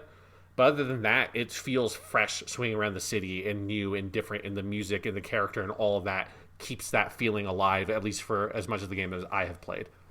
Yeah, other than a couple of specific buildings that I knew very well, like the Avengers Tower, I just didn't think about the map being the previous game much. And I think it's a combination of the new coat of paint they've given it, the fact that this focuses on one island out of the ones in the original Spider-Man, so it's a smaller version of the map, and it's more focused in that sense, and then that there are a lot of new environments and areas during all of the story stuff, like the bridge and like all this. There's a bunch of stuff at the end, and then the enemy types are new. You know, most of the enemies you're fighting are new and unique to this game and specifically tailored to Miles' combat and all of that. So that all makes it feel totally fresh. Like, it being on the old map is not a drawback at all. Like, if they did it again for the full sequel, you'd be like, maybe we want to rework some of this. But for this game, I did zero complaints about that whatsoever. Absolutely. Yeah. So you did play some of it on PS4. I want to hear, how did it run? Like what are the differences? Yeah, so it's interesting. So as far as I know, there's no way to take a PS5 save and take it backwards to PS4. Like, I think you can do that with PS4 to PS5. So the only thing I could do was I played the opening of the game basically up to where you get into the open world. So after the like side mission you do with the trains and Aaron Davis and all that stuff. So it's like I played up through that area, skipping a bunch of the cutscenes and stuff after I got a sense of it. And it's like, and if you want to play Miles Morales on the PS4, like, it is fairly similar to what you got with Marvel Spider-Man. And so if you don't know what you're missing from the next gen version, you're probably going to be mostly fine with it. But it is like comparing them side by side, it's like the visual difference feels pretty drastic. So like the resolution is immediately noticeable in a way that like I didn't expect. And I think it's a combination of the image resolution and the fact that like the models are lower quality and the like texture detail in the world is lower quality. But it definitely looks a little bit fuzzy because I think it's 1440p, maybe like it like checkerboarded up to 1800p or something like that. But it is like lower resolution than either of the modes. It runs at 30. The sections I played like ran at 30 pretty fine. The stuff that I noticed that like was the most kind of like strikingly different was load time type stuff. So I did hit an instance when I was in the open world where it gave me a straight up like the game stopped and a little like icon was in the corner of the screen and it was like loading, like playing Star Wars Jedi Fallen Order and like trying to climb around and cache it, and you would hit that like a bunch of times in that game. And as far as I can recall, I never hit something like that in Marvel Spider-Man. Like, this is not I hit a loading screen. This is I was swinging around the city, and the game was like, okay, hold up a sec. We need to just hold up. Okay, load it in, guys. And I could see, like, cars pop in and people pop in, and it took, like, 5 seconds or something. I only saw that once, but it definitely, like, highlighted for me, like, okay, this game is definitely having issues streaming in the amount of stuff it's trying to stream in. Well, because correct me if I'm wrong, I think Miles moves faster than Peter, right? He does. Yeah, he definitely does. So there is more to stream in faster. Yeah, I couldn't tell if he was moving slower in the PS4 version or not. It didn't feel like it, but he moves faster in the PS5 version. That's not just like 60 frames per second feels faster. Even the fidelity mode is pretty clear. And the other thing that I thought was really interesting, and I only played 90 minutes, so a lot of it I didn't. There are other differences later in the game. I don't know what they would be, but there's a cutscene really early on in the game when Miles is after he gets his shitty new costume from Spider-Man, and then he goes back to his apartment and he like changes on the roof, or like he's going to change on the roof, and he says it's too cold to change out here, and he goes like down the fire escape and takes his mask off and like goes inside. In the PS4 version, in the PS5 version, you just see all that, and he like goes down the fire escape and he goes in. Like, it's in one of the early trailers of the game. You see the scene. In the PS4 version, after he lands on the roof and he like grabs his backpack or whatever, it fades to black, and you hear a like and like him like kind of changing, and then it cuts to him coming in through the window, and now it's not the character model of Miles Morales full in costume. It's Miles Morales with the costume on, but the mask taken off. So I'm assuming that what that was them making space for them to load the assets of the apartment and the new Miles Morales character model. That on PS5 there is no fade to black there. It's just a seamless one transition in. And that was like the other most notable thing. That to me the game looks worse. It runs. I mean, I think it runs at a fine 30 frames per second. I didn't notice many frame dips. You definitely notice that the streets are not as populated. You can't see as far into the distance. Like, you can see objects popping in and stuff the way you could on Marvel Spider-Man on PS4. You just didn't notice it because every game did that. But yeah, it is. I think if you wanted to and knew you weren't going to get a PS5, that version of the game seems mostly fine. But it highlighted for me how much of an upgrade the PS5 version is, looking at them back to back and seeing that it feels like Insomniac made it for the PS5 first and then like downgraded it to the PS4 with like all like the streaming and stuff like that being the way it is, the data streaming. And so, yeah, like if you're playing Marvel Spider-Man Miles Morales on the PS5, like you are getting like a significantly enhanced version of that game. Yeah, it's cool. Like if you did what I did and you have that PS4 version, I would recommend booting it up just to see it, because it is just interesting to see how much longer certain like transitions take. There's just like a lot of little cuts you see specifically around the SSD type stuff. That's pretty interesting to actually experience firsthand. Because I'll just say, the deeper you go in the game, they do a lot of stuff where there was a loading screen in the original, and it's just a seamless transition, not even the black going to a black screen. Like, all of the enemy bases that are underground, you just contiguously go into them. You do not have a break and then a load screen, and then now you're in the enemy base. So I'm very curious how the PS4 handles all of those things. And there's some big stuff in the end sequence as well like that. So, yeah. Yeah, I'll be interested to see, like, because I'm obviously not going to play the PS4 version all the way through, but I'll be interested to see a comparison video after I actually play the full game to see some of that stuff. Because, yeah, I suspect that there are other, like, if I, in the first 90 minutes, noticed a couple of, like, oh, here's a nip and tuck there of, like, something that's, like, actively different about the way scenes transition and stuff like that, there's got to be more throughout the rest of the game. And again, that's so much more drastic than, like, our example of Assassin's Creed 4 on PS4. You know, it was in 1080p versus the 720p on PS3. It had nicer textures, all of that stuff. But there was nothing cut or changed in the PS3 version. And so that's the difference. And it's cool if you've got a PS5. This is not a compromised game. And boy, it makes me excited to play through Spider-Man Remastered. Mm-hmm. I don't know when I'm going to get around to it, but I'm excited to like do all the new trophies. And because I love that game to death to begin with, but getting to play it again because it's a significant remaster. And it's because it's basically in total parity with Miles Morales on PS5. So Ooh, I'm excited. And web swinging with those adaptive triggers. I cannot get enough of it. It's so good. Yeah. It's just like, I mean, it's that thing where, again, I haven't played through the whole game, but based on what you're saying about where the story goes, like, I so far feel pretty confident that I'm going to feel that this is better than the first game. Like, I love Marvel Spider-Man on the PS4, but, like, everything, and it's like other stuff that we don't have to get in the weeds here about, like, combat design and stuff like that, but, like, every single element of the game feels like they have, like, reapproached it, including web swinging, combat, story, pacing, stealth, all those things, and reapproached it with their expertise from having made the first game, and, like, refining it all down to, like, the best possible form it could be while still using the foundations of the previous game. 100%. And because I remember when we talked about the previous game, you strongly recommended that people should just play it on the maximum difficulty, and so I did that this time and had more fun, because it is just, because they give you more tools in this one with all the Venom moves and stuff, and then they take some other tools away, like you have fewer gadgets in this version.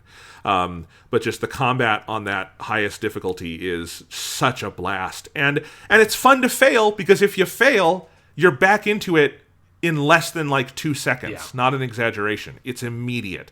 So there is no discouragement of a long load time if you fail. It's so good. I also want to say, this game, and Demon's Souls and Astro's Playroom, but I think I noticed it most in this game, I don't think that 3D audio is a joke. I think I'm hearing it already if I have my headphones on.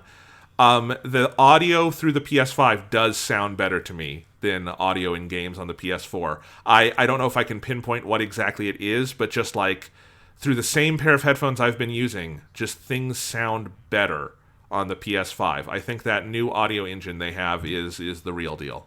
Cool. Yeah, I haven't, because I usually don't play games that much with headphones, because I find it kind of uncomfortable, and I have to make sure that, like, there's not other shit going around that, like, people need me for something. So I don't like the sense of, like, isolation of it that much. But I tried it out with Astros and Demon's Souls just to sort of see how much better does this feel. And yeah, I agree. Like, I don't know if I, like, had a mind-blowing experience. This is like, and who knows, like, it might just be that, like, the 3D, because I went through the calibration thing that they have in their menu, and, like, it was kind of hard to tell if I picked the right one, and I think that probably means that whatever, like, my human range frequency, whatever the fuck the HRTF thing is, I think there's probably not one that's quite hits where I'm at. But yeah, it is interesting, and, like, I definitely could feel it more specifically with Demon's Souls. There's some of the stuff in that game with, like, enemies in specific locations that I could definitely hear it much better through the 3D audio than I feel like when I've played headphones with other games. That has never been a thing that I've, like, noticed. It's never been a thing I could, like, use that information in that way, if that makes sense. Yeah, it's by far the least transformative of the different features we've talked about. It's not going to be the most noticeable. It was just, for me, I didn't even do that calibration thing. I should look at that. It was just a general sense of, like, okay, the audio does sound better to me, because, again, I'm using the same kit I had before. And I do like to play with headphones for games I'm, like, seriously, like, sitting down and playing for the evening, because I have a nice pair of Bluetooth headphones I use. And I was just impressed. And so, you know, I wanted to point that out as, like, I don't think that was an empty marketing thing they were talking about. So, yeah. But overall, Sean, I am fucking loving the PS5. So much more so than when we started talking about next-gen consoles at the beginning of this year. And I just kind of felt a general, like, I couldn't muster the enthusiasm for next-gen consoles because the world was too on fire. The PS5 is awesome. It is so cool. If you like video games and you like PlayStation, it's a no-brainer. I just, you know, if you have the money and you have the means and you can find a place to order it, this is a great system. Absolutely. This is just a great. It's something that, like, I had just been looking forward to it so much, because it's like I so desperately needed something like this, Jonathan, after this fucking hell year. Yeah. And especially now, like, having to transition back into remote learning and convert all the shit I had made for hybrid, and it's just like, fucking shit, dude. And so having this of being, like, both, it's just the dump of having, I mean, I'd always been excited for Miles Morales and Demon's Souls, but now I had 3 games that I didn't even know that there was a third one I'd be that excited for and have so much fun playing. It's just like the combination of games that I really wanted to play finally coming out, and had been looking forward to for a long time, and them being on this really awesome new piece of hardware. Then I feel so happy that like I get to have the experience with this number of different games at launch, feeling like they're using the hardware so effectively, and the integration with the UI and all the crazy shit that the PS5 is doing. That there are 3 games that I can play that use that stuff is a way more than I would have expected for any console launch. So it is if you get, like you said, if you have the means, it's something you can find, and you have the disposable income to get it. It comes with my full recommendation because it has been a fucking blast. Fucking blast. And if you get the one with the discs, do not sleep on 4K Blu-rays. I fucking love 4K Blu-rays. They are amazing. And I think I'm glad that people will now, just as like the PS4 and the PS3 kind of brought Blu-ray into people's homes, this will bring 4K Blu-ray into people's homes, and it is a really cool format. And I can give people recommendations if they want them, because 4K Blu-ray is awesome. Well, Jonathan, I've got big news for this podcast, because I did end up getting, because it was on sale, I have Batman Returns, Batman Forever, and Batman and Robin in 4K. I own 5 UHD Blu-rays, Ghost in the Shell, and the first 4 Batman movies, other than the 60s Batman movies. So when we get to those, and from what I understand, I read the reviews, and they're supposed to be very good versions of those movies. They're supposed to be good 4K Blu-ray updates. So the only problem is the original Batman is a little revisionist. The soundtrack, they did all these new sound effects, and then the color palette's a little different. But the other ones sound like they're really good. Yeah, so I'm excited to give that a whirl. I will almost certainly have watched my 4K Blu-ray of Ghost in the Shell between now and the next podcast. So I'll be able to give my updated impressions of 4K Blu-ray movies. Well, I did watch Ghost in the Shell, because I have the same 4K Blu-ray, Sean, and I watched it this week on my Xbox, because that also plays 4K. And it's really cool. It's subtler with an anime like that, and Ghost in the Shell has a lot of like CGI elements that they had to upscale because there's just no filmic base for it. But it looks really cool, and the HDR is like very restrained on that movie, so that it really just it looks like you're watching a 35mm print. It's got that kind of depth to it, and Ghost in the Shell is tremendously animated, so really, really cool. So yeah, anyway, I'm excited for you to watch it, because I know that's one of your favorite movies. Yes, I'm very excited to finally jump into that pool. It's new technology. It's exciting. It's fun. It distracts us from the potential like death of the like meager American democracy that we have by a president that refuses to relinquish his power. So if that's going to be what's happening, at least I can play Spider-Man.